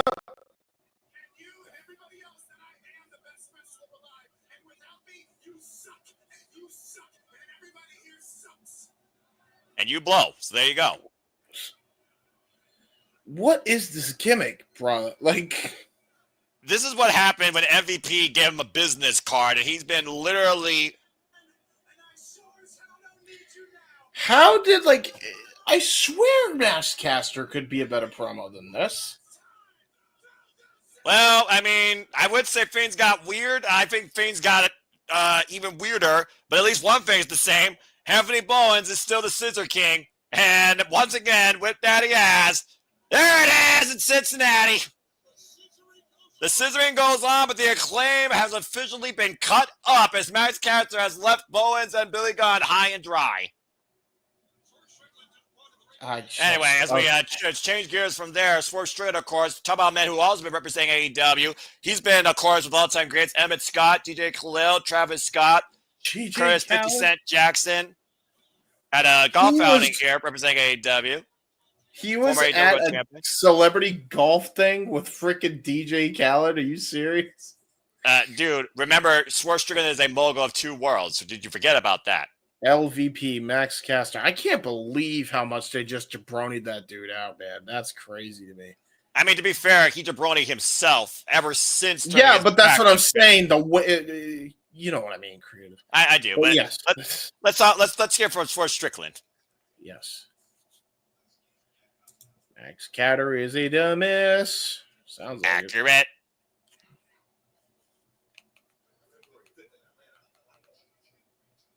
February 5th, of course, we know it'll be first Strickland versus Ricochet on Dynamite. Yep.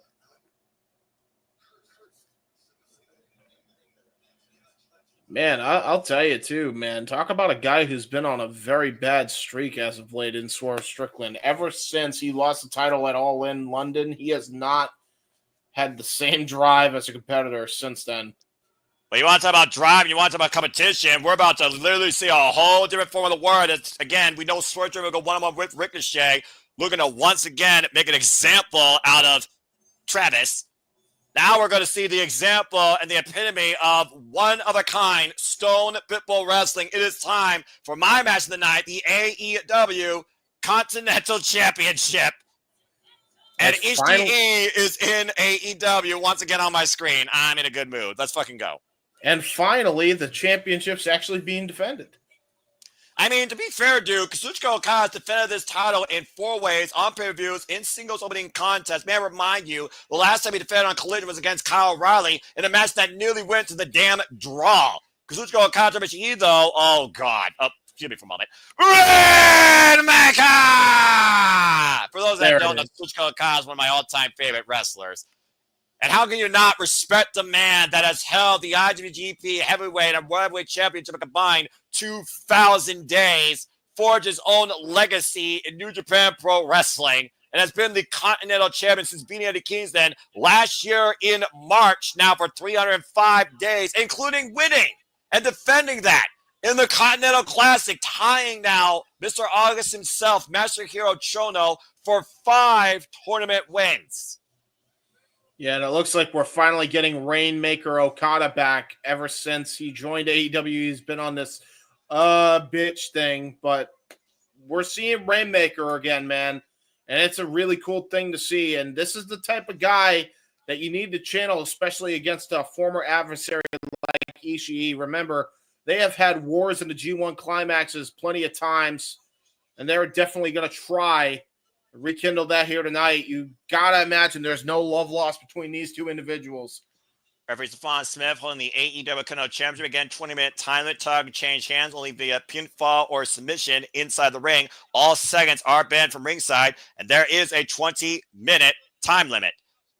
Bell rings! And here we go. Tomohiro Ishii and Kazuchika Okada got to stand off here together. Looks like Okada a bit intimidated here. Well, I mean, again, Kazuchika Okada has taken on this new work ethic, character development. Corporate Okada, best fan of the business, don't at me. You saw him the best worker since Ric Flair. Now he's really implement measures like the greatest player in the game to hold on to this title and get the better of his opponent. In a way, it's only made him a better wrestler and maybe more dangerous. But also, like I said, this man has wrestled now over 1,700 matches in his illustrious 20-year career. See, we got a clean break here up against the ropes. Look. There we go. Yeah, all right. Oh! Come on. What are we doing, Okada? That's rookie shit. You know this guy isn't going to take those mind games. Well, again, Tomohiro is all about a wrestler staying true to their former pro wrestler. That's why he respects Gabe Kidd. And we just saw Ishii go to a 30-minute time with Gabe Kidd over the Strongweight Championship. We've seen Ishii rip the chest open of Chris Jericho twice over the Ring of Honor World Championship. We saw Ishii endure world class and the most powerful elbow strikes imaginable from Kazuchika Takeshita at Wrestle Dynasty. There is no one tougher in this business than Tomohiro Ishii. Yeah, but and I will say, if there's anybody that can match that toughness, it's definitely Kazuchika Okada, and he might just prove it here with the DDT, but got pushed into the barricade. Ishii with the run up the line, run through Okada with the shoulder block. Jesus Christ, that was a football tackle and a half if I ever seen one. Can Okada bounce back into this against a former running man in Chaos? States and Wrestle Quiet picture-in-picture. Fuck television. Again, these two, James, go all the way back to 2008. Remember when Tomohiro Ishii wasn't even part of Chaos? He was part of the group with Togi Makabe and Toru Yano, Great Bash heels. They first met Kazuchika Okada and Hiroyoshi Tenzan in six-man action. It was Shinsuke Nakamura, the former leader of Chaos, that brought the likes of Kazuchika Okada, Tomohiro Ishii, and Toru Yano in to that group. Kazuchika Okada and Tomohiro Ishii have been synonymous with the faction Chaos and New Japan Pro Wrestling since 2012. Hoisted up with a massive flat check. Christ. The way he landed him on his head, by the way. Oh, my God. To your point, though, yeah, there's a lot of history between these two guys as partners, as rivals. Definitely have had some wars. Definitely had some wars in the G1 Climax multiple times, as stated before. So, yeah, to your point, these guys know each other from the back of each other's hand pretty much. Like, it's going to be it's definitely going to be a hard-hitting one, but it's definitely going to be a very counter-heavy match, to say the least. Again, championship advantage. I mean, Kazuchika Okada has taken this lighter, more methodical approach, especially with his run here in AEW, ever since coming to AEW last year and beating Eddie Kingston for this title. Yeah, and consider this as well. A lot of people don't realize this, and maybe a lot of people do, but to me, Okada didn't even show all of his potential since he's joined in AEW, and he still won a championship. That goes to show you how skilled of a wrestler he is, but you know, that the problem is that the cockiness that he's enveloped is very much like an Anderson Silva-like cockiness. That's what cost Anderson Silva the championship against Chris Weidman all that time ago. That very well could be the downfall for Kazuchika Okada later on in this title reign. I'm telling you. He's acting cocky. He's acting confident now. I'm telling you, it's not going to prove dividends in the future. Kazuchika Okada, the second ever Continental champion, by the way. And, of course, Ishii, the man that will never waver, never will show you pain, but walks in pain every day. You saw Doc Sampson there checking on his legs. DDT! Christ. And, of course, a man with no neck, that's even worse on the vertebrae. Here's the cover, hook on the leg like a dare's goal for a 2 count. Charles Schultz, good to see you.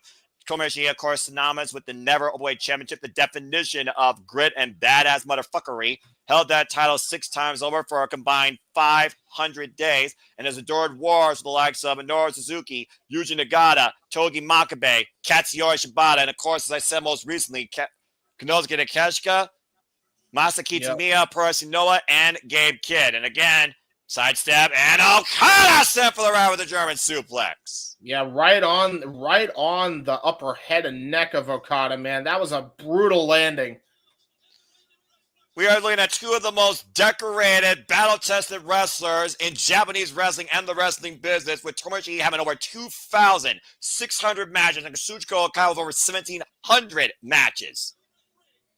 12 years of age separates these two men, and 8 years of experience separate these two men, Ishii being the better of those two, and the more battered and tested. And right now, Okada looking for his footing. Ishii's got Okada hooked. Massive superplex! Jesus Christ. It looked like Kazuchika Okada was trying to counter it. Couldn't get it.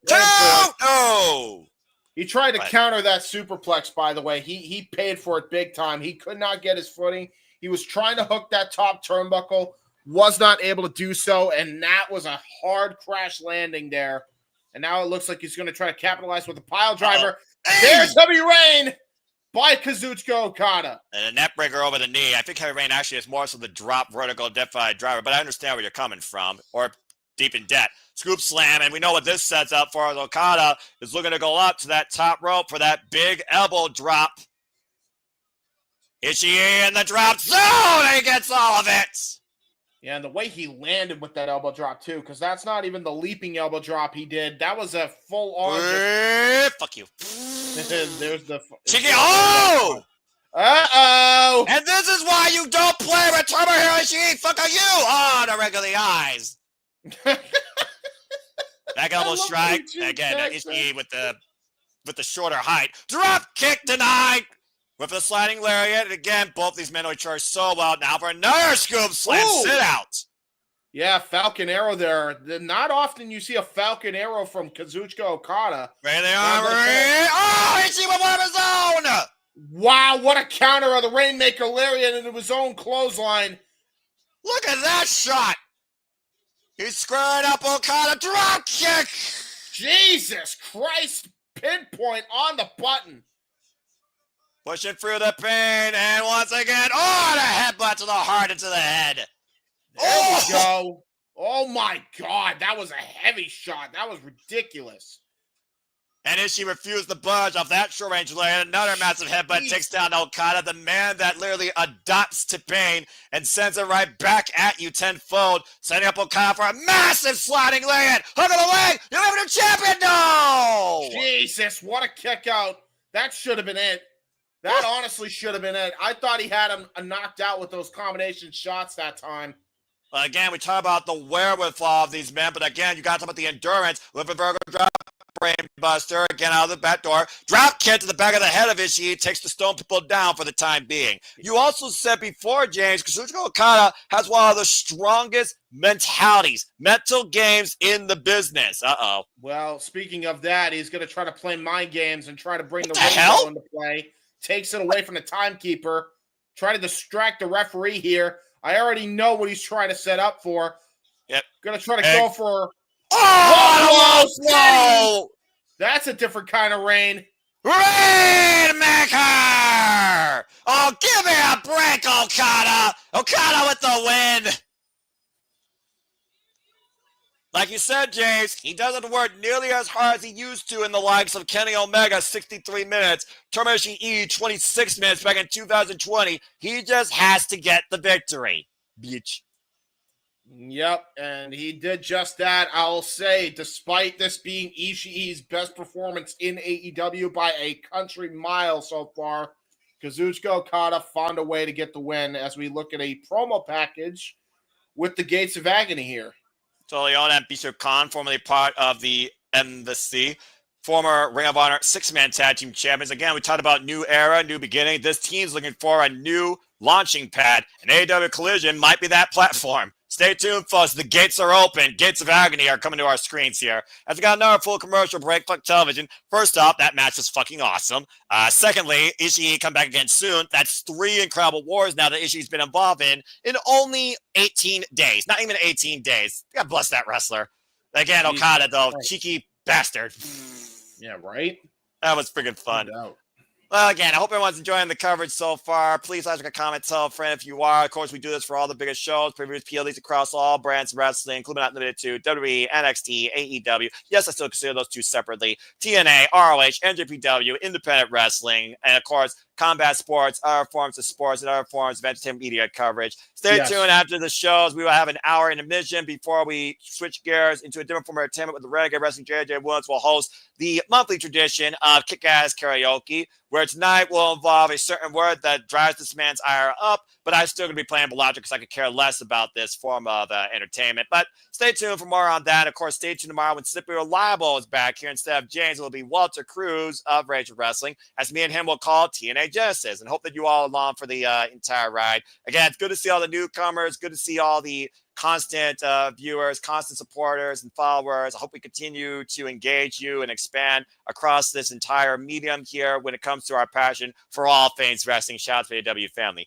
And James, you gotta admit, this has been a very fun show so far tonight. It's been nice and smooth. We saw Harley Cameron versus Julia Hart and that 12-man tag team match to come. And who knows what else they could set up for next week? When we know next week Dynamite, we have the AEW Tag Team Champions in line, as probably will defend against the Hurt Syndicates, Shelton Benjamin, and Bobby Lashley. Oh boy. And apparently Kenny Omega and Will Ospreay will go face-to-face. Will an alliance be formed, or will they still be their separate ways? Stay tuned. Yeah, exactly. And I just want to point out, folks, we got a lot more watch-alongs in the pipeline as well. We as we talked about, there will be coverage of the NFL, AFC, NFC, and Super Bowl coverage from Statboy and Walter Cruz. Be on the lookout for that. Stay tuned for that.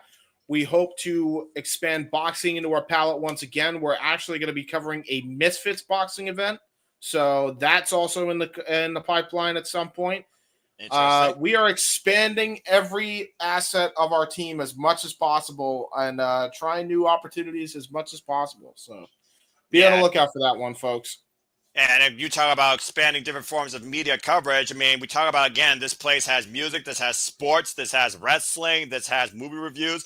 Now we're adding gaming content, so we're soon going to level up. And also me and Walter Cruz will level up in what we talk about when it comes to our favorite matches of the month. We give you our first 10 each. Top 10 matches for January. You can see which list you like better, what your 10 matches are, maybe amongst our 20 matches we're going to talk about. We'll see how many of those repeat. That'll be February 1st, the same day that we cover the Royal Rumble. As we go back to the night with the natural Dustin Rhodes coming to in-ring action here on AEW Collision Maximum Carnage. Mm-hmm. Dustin Rhodes, of course, still Ring of Honor World Tag Team Champion and Ring of Honor Six-Man Tag Team Champion. A double champion. Yes, he is. He's a double champion. The Rhodes family is draped in gold right now, I'll tell you that. And of course, we saw Dustin Rhodes and Sammy Guevara successfully retain those Ring of Honor World Tag Team Championships against the House of Torture, Sho and Yoshinobu Kanemaru at Wrestle Dynasty in the Tokyo Dome. Yeah, the Sons of Texas have been on an absolute roll. And look at this, the return of Adam Priest to AEW television. Yeah, it's been a while since you've seen this young gentleman. I was about to say, I think the last time we saw Adam Priest was on an episode of AEW Dark, which feels like a freaking century ago now. A bygone era, for being honest here. But, of course, Dark led to an open door for so many talents in the wrestling business that have been involved now and signed to both NXT and also AEW. For guys, leading the next generation. Go ahead. Whoop. I was just about to say, for a guy his name is Priest, he sure as hell didn't act like one. Nice arm drag by Dustin. Did the Canadian salute. Rhodes, 5 decades in life, 3 decades earned plus in the wrestling business, leading his own Rhodes Wrestling Association. Y'all can check that out on YouTube, of course. And we just learned that Homecoming, the Gates of Addy will be taking on Brody King and Buddy Matthews. Well, they're in trouble. Yeah, Adam Priest screwed with the wrong Rhodes member. I'll tell you that right now. You don't mess with a Rhodes, period. And Kevin Owens might learn that the hard at the Royal Rumble when he challenges Cody. Ooh, that was a messy scoop slam for the Undisputed WWE Championship and the Wing Eagle Championship at the same time in the ladder match. And again, folks, we'll be covering the Royal Rumble February 1st. Stay tuned for more on that, as well as City predicting beforehand. And Adam Priest might have his dreams shattered here very shortly. Yeah, and that ladder match is going to be brutal, man. You got to imagine what Dustin's going through, but we might be getting a little shattered dreams here. He might be getting kicked right in the Priest soon enough here. Oh no! I understand putting a kid in place, someone disrespectful, but Dustin, come on! No! At first, Stephon Smith saving that young athlete's nether region. A cheap shot by Adam Priest with the back of the head of Dustin. I mean, again, you can't blame Priest for taking advantage there. Yeah, he took advantage of Dustin Rhodes trying to showboat to the crowd there. Jesus, what a lariat, though. Well, I mean, Dustin clearly has the match. Wait a minute. Well, speaking of Cody, shout out to his brother, Rhodes. And hoisting him up. Final cut. Jesus Christ. Cover. 2, 3. Count to 100. Thanks for coming, Adam Priest. He says the last of his kind. He and Double J, Jeff Jarrett, if this is their one last ride, they're going to go out with as much passion as possible. Yeah, speaking of a son of Texas, I mean, he's from Tennessee, apparently. I don't know where he's from, but his sons of the South, definitely Jeff Jarrett's right up there in that list. And of course, we talked about before how Brody King and Buddy Matthews will be involved in tag team action at Homecoming. Of course, the House of Black needs to be reborn, rebuilt. And we saw Adam Copeland giving the nod to Brody King, saying that it's his time now to take the reins and run. Well, Well-deserved respect there for Adam Copeland, if we're being perfectly honest here. Speaking of which, members of the House of Black, please rise as the Princess of the Black Throne is about to be in action. Julia Hart.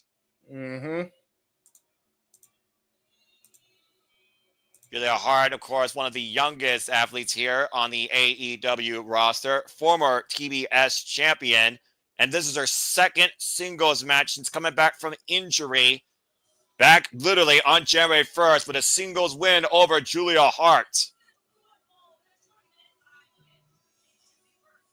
Julia Hart dressed as basically looking like the Wicked Witch of the West if she became a punk rock chick. Well, of course, we saw last Wednesday the fallout with Jamie Hayter and Julia Hart's rivalry as Julia Hart sprayed the black mist into Harley Cameron's face. And the clubbing shot at the back of the head as Julia Hart was mere moments away from winning before Toni Storm trapped her with an inside cradle. And I assure you, James, something tells me Julia Hart is not going to forget about that. Nope.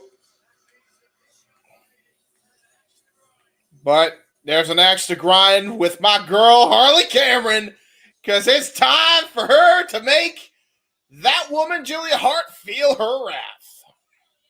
Or at least try to. Again, a woman of many talents. Yes, Harley Cameron, who literally had hot girl grabs just last week on Collision against the AEW Women's World Champion, the Glam of Mariah May. It was wonderful. Oh my Lord! Hello, Harley.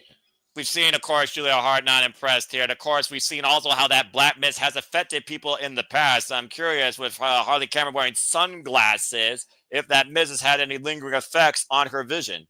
Bell rings for my posing for this contest. We are underway. Julia Hart seems hardly phased. And the bright lights apparently hurting Harley Cameron's eyes. And we see the effects of that black mist there. And still to come here also next Wednesday, Julia Harper's Hater, round 2. Does the house win again? Double leg takedown by Harley Cameron. Immediately just going downtown on Julia Hart. God damn, she punched her right in the kidney as well. She is really taking it to Julia this time. And not bad for a young athlete, less than 2 years of actual wrestling. Oh! Of course, with a win over Hanako from Stardom recently on Ring of Honor. Side swipe and big arm drag takeover by Harley Cameron to Julia Hart. Following up, Hart sends Harley Cameron up and over. Lands on the apron. Ooh! Those educated feet with the nice high kick. And up and over Harley Cameron goes. Julia Hart swinging a miss. Rocks him with a fury, takes her down. Looking for a leg is enough. Gets a 2 count. And again, James, we've also seen how that miss has affected people to be more aggressive. And so far, Harley Cameron's been the aggressor in the early going. You see that miss lingering around the eyes of Harley Cameron. Well, I mean, that miss, I mean, it could have just been a really nice makeup job. Did she just get rid of the rest of the miss? And she's like, this could be good makeup. You never know. I mean, there's she is a fashionista, too. I mean, we got to give Harley Cameron credit. That's another thing. Fashionista, hot mess, like I said. And again, swinging a miss right now, Harley Cameron's vision impaired. STO by Julia Hart takes Harley Cameron down. Harley Cameron, of course, with a background in cheerleading, still so very young. Honestly, in the genesis of her career, only more ever since joining the House of Black. Which, by the way, if you watched the Lisa Sales interview, it was her idea to join them. And look at what it's led to. Yeah, wow. Clawing at those eyes, by the way, of Harley Cameron. Jesus. You could tell that she's definitely been learning still from Brody King and Buddy Matthews. Julia Hart in firm control of Harley Cameron. Who's going to fill who's wrath? Stay tuned, Wrestler Quiet, picture in picture. Fuck television. There we go. And I'll tell you right now, I mean, Julia has been the more defensive aggressor early on. She took her moment and she capitalized on it. She found an opening, and now it's just been all Julia Hart ever since as she grinds the face of Harley Cameron into the ropes.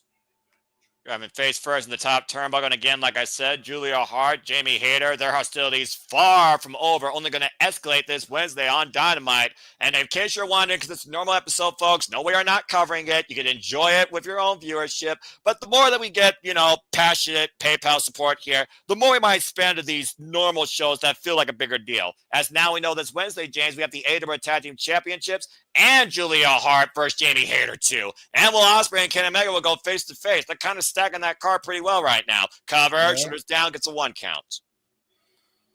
Yeah, and this is not good for my girl Harley, man. She is getting absolutely decimated by Julia Hart, the more experienced in-ring competitor of the two, former TBS Women's Champion, and she's showing exactly why. And being with Malachi Black, Buddy Matthews, and Brody King has absolutely paid dividends for that woman, as she's just choking the life out of poor Harley Cameron, using that gymnastic background, to your point, with that flexibility. Both of these women have extreme flexibility. And you talk about experience. The experience here is actually marginal with these two, because Harley Cameron has less than 3 years of actual in-ring wrestling experience as well. Here's the cover. A hook of the far leg. Gets a 2 count off that nice suplex. And again, we really have seen Harley Cameron come into her own to showcase her own skill ever since Saraya was wiped out by Jamie Hayter. And we've really come to respect Harley Cameron for what she brings in that ring. Again, a woman of many talents. Here's the thing, though. The difference between Harley Cameron and Julia Hart, while they have the different experiences, yes, Julia Hart and Harley Cameron, they have the same years of experience, but there's vastly different experiences. One was with QT's group, and then after that failed, she went and joined a dying Outcast stable. The other one was a part of the House of Black and is a former women's world champion alongside the Trios world champions. There's the difference. Yeah, I also think another difference here we got to consider, we talked about before, ring rust. Again, Julia Hart's second singles match since returning from injury, has been out since Dynasty last year, 8 months on the shelf, while Harley Cameron's been putting in the work since, honestly, last year, October, all on her own. And again, she's already gotten wins over the likes of Hanako from Stardom. She's been in the ring with the likes of Richard Erling. She's been in the ring with the AEW Women's World Champion, Mariah May. She went to war with Thunder Rosa as Luchadore, and that was a whole different conversation. And we are back here at AEW Collision Maximum Carnage, where Harley Cameron has regained control for the time being against Julia Hart. Women's action taking place here from this unique division, as we talked about before in our pre-show. The depth and the potential of this division is incredible. Up with the fireman's carry. Back elbow strikes. And right now, Julia Hart fighting back here. Might be looking for either the Heartless, or again, is she going to try and spray that mist? You got to be cautious about Julia Hart every chance. Jesus. Oh, look at the transition. Nice. Look at that Black Widow octopus stretch. Shout out AJ Lee. You could definitely tell there was some influence with Malachi's old running buddy CM Punk there, because that's absolutely an AJ Mendez move there.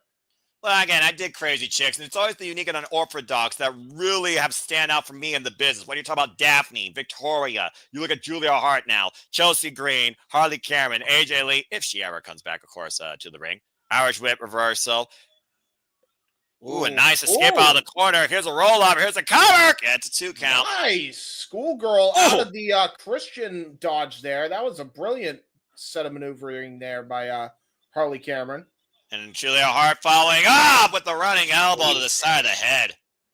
Yeah, that's the problem. The aggressor right now, Jesus Christ, is Julia Hart. Cover 2. No. Great Harley DDT. Cameron showing great resilience, kicking out. Yep. But you got to imagine, too. Hold on. Trap in. Oh! You got to imagine it's that flexibility. And the minute I say that, she used her flexibility to her advantage, but to no avail. Got shot blocked right to the leg. That Muay Thai background of Malachi Black showing in Julia Hart. But again, that long reach, the leg reach there of Harley Cameron coming into play. Yeah, preventing the Heartless that Julia Hart was going for. Great separation with the jawbreaker, and now Harley Cameron brings the arms. Eat the feet! Shout out Gail Kim, another wrestling great in women. And of course, Harley Cameron wrote the song for the inspiration, but they returned to TNA and won the TNA Knockouts Tag Team Championship, clubbing Larry at back of the head. And once again, James, I think it's about safe to say that the house always wins, trapping Harley Cameron in the Heartless. Immediate submission. Yep.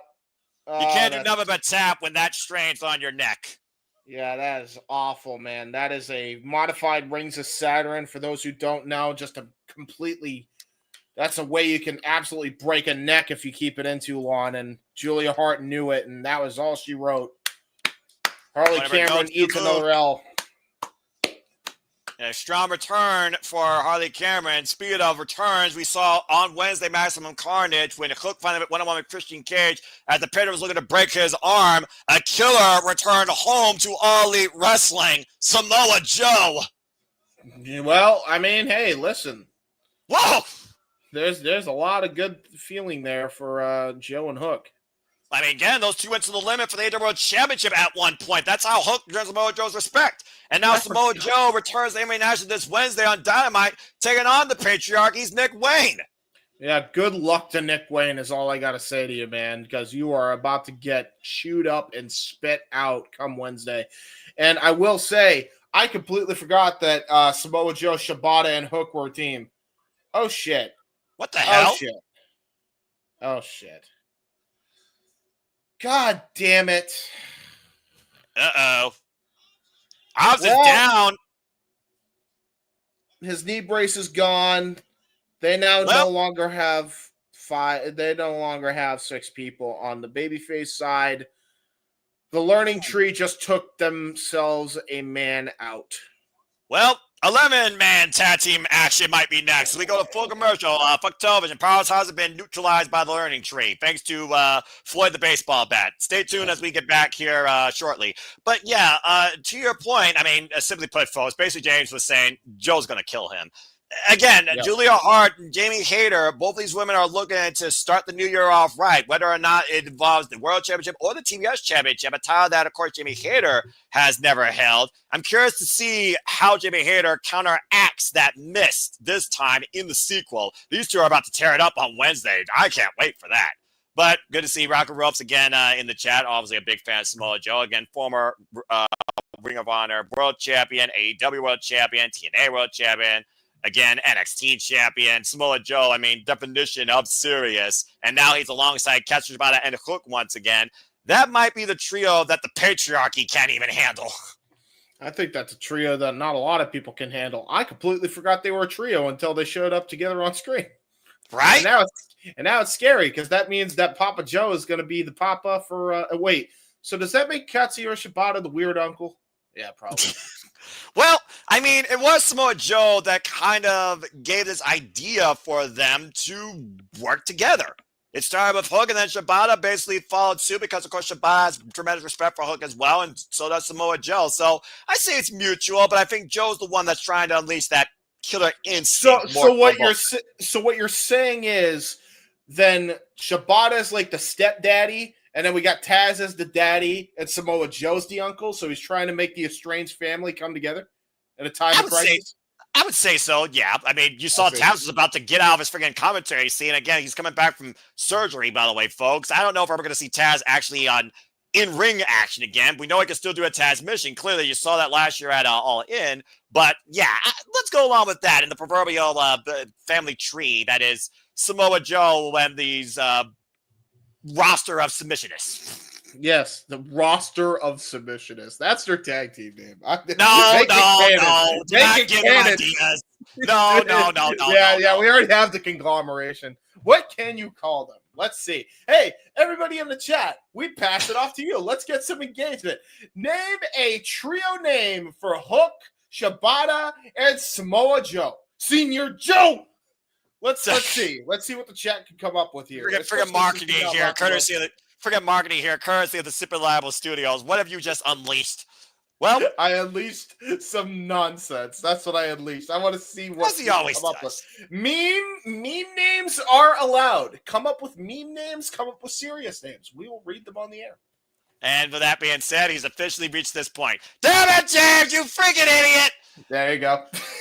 Anyway, on a night where we saw Harley Cameron feel the wrath of Julia Hart, we saw Tomohiro Ishii take on Kazuchika Continental Championship unsuccessful. We, of course, also saw Christopher Daniels given last rites quite heavily by freaking Hangman and Adam Page. We now get ready for our main event here on Collision, Maximum Carnage. Right now, 12-man tag team action. Instead of 11-man tag team action, we got Cope, Rated FTR, and the Outrunners making their way out to the ring first. That is... DJ! Yes. DJ wins. That's it. I think DJ wins. Sorry, guys. The competition's ended early. Trader Joe's is the answer. Oy vey, the type It's of the things I only deal with. correct answer. It is Trader Joe's. I mean, I used to shop at Aldi's. For those that don't know, I am not the learning tree. He is the learning tree. But I will tell you that Trader Joe's is the original name for the shopping chain Aldi's. And if I've taught you anything tonight, I hope I teach you to just enjoy life and enjoy wrestling. And I also love Japanese pro wrestling. That being said, here comes Chris Jericho with no love at all for Powerhouse Hobbs or his competition, coming out alongside the Redwood Big Bill and the Bad Apple, Bryan Keith, and of course, Nueve, the current Ring of Honor World Champion. And you see in Big Bill's hands, Powerhouse Hobbs knee brace. Yep, that's not good at all. They're man down coming into this matchup. And look at that. Adam Copeland's actually taking it back here. And you saw the face of Adam Coleman. That's going to be turned to a meme, I'm pretty sure. Patrick Starr, eat your heart out. That being said, yeah, I don't think Rated FTR had any clue that Powerhouse Hobbs was taken out until just now. I guess they're going to just have to cope with it. Sorry. And someone you got to cope with, whether you like it or not, is this man who is holding AEW truly hostage. The AEW World Champion with the problem in tow. Death Riders are about to make the way to the ring. Here they come, and good grief, Shafir looks like she could just beat anybody up. So we got one champion that's holding AEW hostage. We got another champion that's holding Ring of Honor hostage. And they're both on the same team. Nice. Okay. I mean, James, to say that this is a fallout waiting to happen, you do remember Claudio Castagnoli obliterated Jericho when he was Ring of Honor World Champion last time. Yes, I do. In fact, he actually dethroned Chris Jericho in that very match that you referenced. So, and there was a lot of bad blood between Claudio Castagnoli and Moxley and the Blackpool Combat Club, as they were once known, taking on, they were taking on LAX, and they were taking on the Blackpool Combat Club, and they were the Jericho Appreciation Society once upon a time. That was when Jericho really started to lose his mind, quite honestly, if you want to get technical about it. And we also got to notice something on John Moxley's left ear. Remember, Powerhouse Hobbs really took a bite out of the AEW World Champion on Wednesday night, challenging for the title. There you see that taped up ear on John Moxley, sitting at his own, by the way. And again, John Moxley with a Yuta and Claudio Castagnoli representing the Death Riders. Pop is nowhere to be seen so far. We know Pop will be in in-ring action very soon against the man that speared him, Adam Copeland. Oh, man, one can only hope, DJ. I wish. I really wish. I will say this, though. This is going to be an interesting turn of events right now. Because now they're a man down, and, but two members of this team cannot get along, and that is Claudio and Chris Jericho. So... yeah, well, for John Moxley and his mission statement, I'm sure Claudio is willing to play ball tonight, at least during the match. Afterwards, jury is out. And to your point, it is 5-on-6 right now. Referee Bryce Rensworth for this contest. And, of course, Adam Copeland has also made it well known he is targeting John Moxley, saying, John Moxley, I have faced everything possible. What can you do to me? Yeah, and while Powerhouse Hobbs is on our match graphic right now, and by the way, ladies and gentlemen, what's up? I got to do my thing, but I'm going to do it very lackadaisical because of the match. Here we go. I mean, it's not for a title, and it's a 12-man barrage. And, of course, we recently saw Dax Harwood and Chris Jericho go one-on-one on Collision, and Jericho did get the better of Dax Harwood through dubious means. They went one-on-one. Sure. Yeah, for the duration of it, but Chris Jericho doesn't do things on his own. And Dax Harwood right now literally bringing the axe across the learning tree. How fitting, by the way. Yeah, he barely could freaking swing a championship belt to cheat either. Drop kick by Jericho, and there we go. Jericho actually showing that he shows a little bit of that Lionheart finesse there. I mean, the black and yellow on the trunk says also, of course, the Leve, as he's known. Now we got the Bad Apple, Bryan Keith in the ring.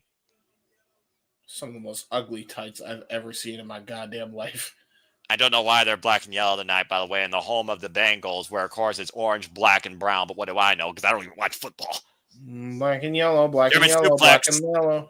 Okay, it's not Bumblebee, but we are on the channel of Superheroes Cover 2. Count only. One count, Okay. actually. Excuse me. On the learning. You know the learning tree. Are you sure it's not the lemon tree? Yeah, there you go. Yeah. Well, Once in the blue moon, folks, even my play-by-play integrity has to go into question. ooh. Oh! Nice elevating gourd buster. Covered by Cash. Gets a 1 count on Bryan, and once in a while I could get a joke in or two. And again, Bryan keeps rolling in towards the corner of the learning tree and the Death Riders. Here Tag they call made that. by Willa Yuta. There you go. Willie Yuta now trying to take the tag in. That's not smart, I don't think, because he's kind of the whipping boy of the Death Riders, to be fully honest with you. Did you see how many times he was wiped out there in that Casino Gauntlet match? But he did cost Jeff Jarrett a chance to try and win that match. So again, he's obviously still doing Jon Moxley's bidding. I still don't know how to explain how Willa Yuta can literally follow this example that Jon Moxley's trying to lead in trying to literally recreate what AEW has been because he hates it. Yeah, no shit, right? No shit. Knife chop again. Irish whip, hard Irish whip by Cash. Wheeler hoisting Yuta off with a back body drop. Oh! And Dax playing a little ping pong now with Yuta. Nice ping pong there. Nice little no flips, just fist action by FTR. And now a tag into, I believe that's Turbo Floyd of the Outrunners. Oh, man. Oh, no, Truth Magnum. Sorry, I gotta get used to it. You still haven't figured out which Outrunner is which. I know. I listen. They're both wearing very similar attire. Okay, I can't tell by just the mustache game, man. The mustache game. I know. Right, knife edge chop, brother. Over palm strike again. True man, lining up with a Yuta. You son of a bitch. How about we just not talk about certain brothers and not mention his catchphrase here? Tag into Turbo Floyd this time. Combination offense by the Outrunners here, and Turbo Floyd right now legal for the youngest man of this century. Hoisting up Yuta. Let's see how long he holds him up for. Oh! Nice vertical drop, brainbuster suplex. Cover. Drew and Moxley coming in to break it up. Now, of course, the Outrunners have had their fallout with the Death Riders and tag team action. And well, here we go. Well, we're not wasting any goddamn time. And look at that. In the midst of the melee, Chris Jericho and Adam Copeland, there's no shortage of bad blood between those two, especially considering they were tag team champions together before Jericho placed them with Big Show. It's an 11-man melee. How would it unfold? Stay tuned. Wrestler Client, picture-in-picture. Maximum Carnage main event continues. Fuck television. You knew this had to happen, okay? You knew this had to happen. And there is some NBA adverts, even though they wouldn't air one of the games, and that was a disaster. I mean, what? Sorry. I was about to say, that's a whole different conversation and business controversy. Knife edge chop right now by the Outrunners here, and rated FTR and the Outrunners, who are still a man down, by the way, are currently in control of the Learning Tree and the Death Riders. And wow, Brian Keith doesn't make any of the difference again. What a shock. And Brian Keith, though, still saying, you respect Jericho. Probably is what he's saying as he falls down his slump. Notice the Death Riders, by the way, are not coming to his aid. I think his little kid gets a little bit of action. Look at that. I'm not surprised. Maybe, just maybe, there is some dissension between the former AEW World Champions that used to feud back in the day. I mean, you know, they say time heals some wounds. I'm not sure if all wounds here, and I'm sure Brian Keith's ego will never be healed with the fact he got open palm strike by a toddler. Hey, listen. That's a moment, though, that kid's going to remember. Good for him. Crowd participation, only in AEW. And again, Marina Shafir right now, of course, been the X factor for Jon Moxley. It was that briefcase shot to the head to Powerhouse Hobbs that allowed Jon Moxley to escape with the AEW World Championship Wednesday night on Dynamite. And right now, Willa Yuta isolated with Dax Harbour, just a stiff kick right up into the solar plexus. Face first in the top turnbuckle pad. So would this mean that they're the rated FT Outrunners? I mean, rated top runners, because it's been top runners with the trios, the foursome's been FTR and the Outrunners, but a lot of different name and dynamics, to say the least. RTR, rated top runners. That's a first. RTR, only brought to us by James Hebert, courtesy of Simple Apple Studios. Don't put down a shirt or a graphic. Clubbing shots by Big they already beat us to the punch on that one, though. Don't worry. They didn't call him that. To be fair, there are no names for these teams. Just 12 men. 6 of these men cannot coexist, clearly. And there's the crown jewel, by the way, absolutely dominating the baby faces. The crown jewel of the learning tree, Big Bill. Yeah. Oh, look at that, though. Marina Shafir grabbing the angle of death behind everybody's Rensburg's back, and you see right now. Oh, man! Jesus Christ! Jackknife powerbomb by Big Bill. Cover 2, and Adam breaks it up. We're back here on AEW Collision Maximum Carnage in this ridiculous 11-man tag team match as Powerhouse was taken out by the learning tree prior to this contest. Yeah, right now, we don't know if he'll. I was about to say, we don't know if Powerhouse Hobbs is even going to be able to come back, but if he does, it won't be until later. Definitely trying to get some feeling back into that knee, I assume, with a trainer in the back, as everybody is just in a free-for-all state right now. The learning tree and the Death Riders in full control here. And Chris Jericho now coming in, and Big Bill just holding Dax vicious knife edge chop. They got all of that knife edge, I'll tell you that. Chris Jericho learned those knife edge chops from one of his old rivals in Chris Benoit. And Jesus Christ. Jericho just Irish whipped Dax with a Yuta, and reaching his hand out for the Death Riders. Yeah, this is happening, isn't it? Oh, God damn. Whoa, tag made by Jon Moxley. Very deliberately, might I add. Staring at Jericho, why he made the tag. Again, to your point, these two men are synonymous with the first and second ever AEW World Champions. Yep. Jon Moxley now a record 4-time AEW World Champion since beating Bryan Danielson at Wrestle Dream, giving him Warrior's death. But of course, holding AEW hostage, we have not seen the championship since that night when it was dropped in a duffel bag and possibly in that briefcase as Daz was dropped on his head with a pile driver. Now we're going to tag in. Now Yuta's going to come in, probably utilize that pure wrestling experience to try and break Dax down here. Again, former Ring of Honor Pure Champion. Again, Bryce right now has his hands full with everybody here, and you see the Death Riders and the Learning Tree taking advantage. Claudio just hanging Dax to dry across that top rope. Yep. Cover the knee across the chest again. Is with a Yuta. Dax, here's the cover. Lateral press. Gets a 2 count. And you'll notice, too, he hit a snap nair after all the damage to the head and neck that the heel team did. So that was brilliant capitalization there by Wheeler Yuta. Say whatever you want about his bland personality, but he sure knows how to wrestle. Probably got one of the better ring IQs in the business. Kick out there. 2 count. Well, I mean, when you're trained by the likes of William Regal, Bryan Danielson, and you're forged in combat by the likes of Jon Moxley, and you've been tested by the likes of Daniel Garcia your entire young career, of course, the technician at his own right, and you're home with the wrestler Kazuchika Shibata, it's got to speak towards some of your value when it comes to some of your IQ in the ring.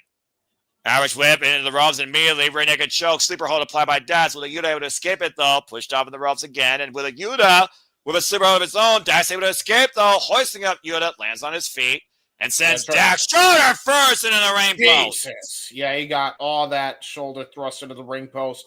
By the way, I mean, oh, Jesus Christ. Never mind. He's going to try to mock the American Dragon here. Whoa, sidestep. Got caught German suplex. Brilliant German suplex. That was a release German suplex, by the way. Big Bill with the tag, though.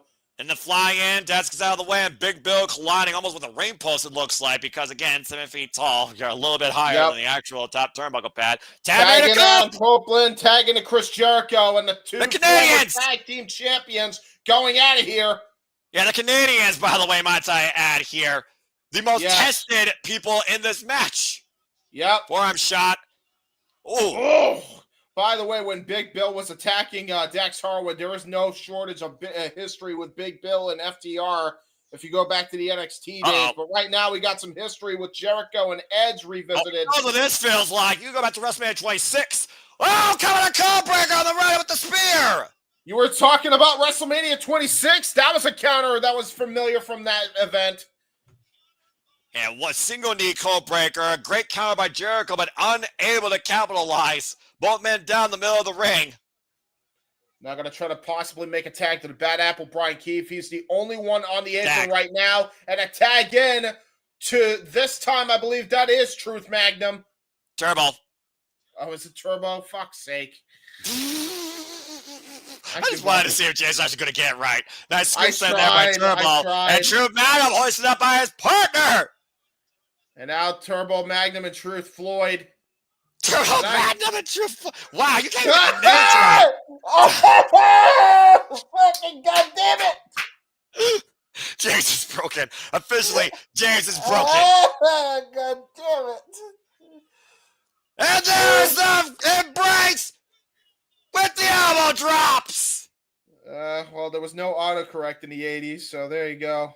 Oh, a double clothesline above the outrunners by Claudio Castagnoli. Dustin underneath. Cash takes Claudio up and over the top into the floor. This is so much fucking fun. And Yuta. Oh! Ooh, Olympic slam. And Dax swinging a miss. Fake out. 13 to Yuta by Dax. One of the most flawless combination moves there. Oh, Jesus. Nice ace crusher, though, by Moxley. Oh, man. And a Fez press by Adam Copeland as he just rains down shots on John Moxley. Yeah, ready, Lufez. Press the close up and over John Moxley sat on the stage and Copeland on in the ring. There's a big Bill, though, with a big boot. Turns Cope sideways. Christ. And wait a minute, though. Might be hoisted up for, straight right hand, clubbing shot, preventing the Shatter Machine. Not this time around! There it is, full on. A little history revisited with NXT TakeOver. And the brawl continues outside and through the crowd. John Moxley with Cope on the stage and might be looking for, not that surgery repair neck, not a Death Rider. Adam Cope encountered, though, kicked to the midsection. Hoisting him up. Oh! Impaler DDT onto the ramp, and I think John Moxley may have just broken his nose off that landing. Yeah, again. And no give on that entranceway. And look at Cope right now, but watch Shafir with the briefcase in hand, distracting Bryce Rensburg. And looking for the spear. Oh, there's Pac with the pump kick. And the dirty bastard still hasn't showered. Remember, Pac already knows what that spear feels like. There's a reason why he and Cope are going one-on-one on Wednesday Night Dynamite. Dirty bastard doesn't shower. Dirty bastard also still wears his gear. He is the modern-day Vader, I'm telling you. You heard it here first. And right now, the Death Riders isolating Cope. What in the world are they doing? This is not a blindfold match. Cope can't see right now. What the hell? Are they literally taking him hostage? What the hell are we doing? What the hell are we doing? The dangerous intentions by the Death Riders here, clearly, James. Whoa, what the hell? Holy shit! Drop kick! A freaking drop kick from Cash Wheeler off the ramp, and Dax Harwood coming to the rescue and aid of Adam Copeland. It's rated FTR versus the Death Riders once again. Oh boy, no one's safe. No one's safe. Watch out, Najee McGinnis and Tori Giovanni. There goes 4 different bodies over the barricade. I mean, at this point, you might as well throw the match out, only because there's another individual into the match. How Bryce Remsburg doesn't call for a DQ here, I have no idea. Well, technically speaking, you still have the learning tree and the Outrunners part of this thing, so the match continues, and the Outrunner is legal. Jericho now with the Lion Softness. Well, the learning tree left high and dry, and keep in mind, Powerhouse Hobbs has yet to enter the fray of this matchup here. Turbo Floyd right now looking towards his partner, Truth Magnum, who is nowhere to be seen. Turbo is isolated by himself. Meanwhile, Chris Jericho is looking to tag. Oh, shit. And there he comes. The music hits. Powerhouse Hobbs basically hobbling on one leg. Going to try to get back into the matchup here. Oh, boy. They should have known better than to leave Powerhouse Hobbs still stirring. Turbo Floyd trying to crawl to the tag. And finally get fully, and here comes Powerhouse Hobbs. And on one leg to your point, by the way, again, not applying full-on pressure to that compromised leg.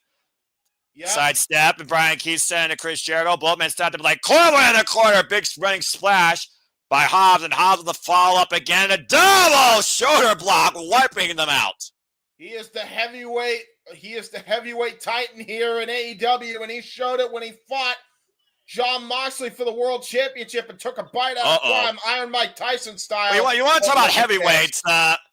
Is this the definition of the irresistible force meets the immovable object? Yep.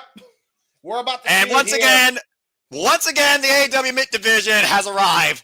Big Bill and Powerhouse Hobbs, face to face, sort of. Hey, Hey, it's about time. Here we go.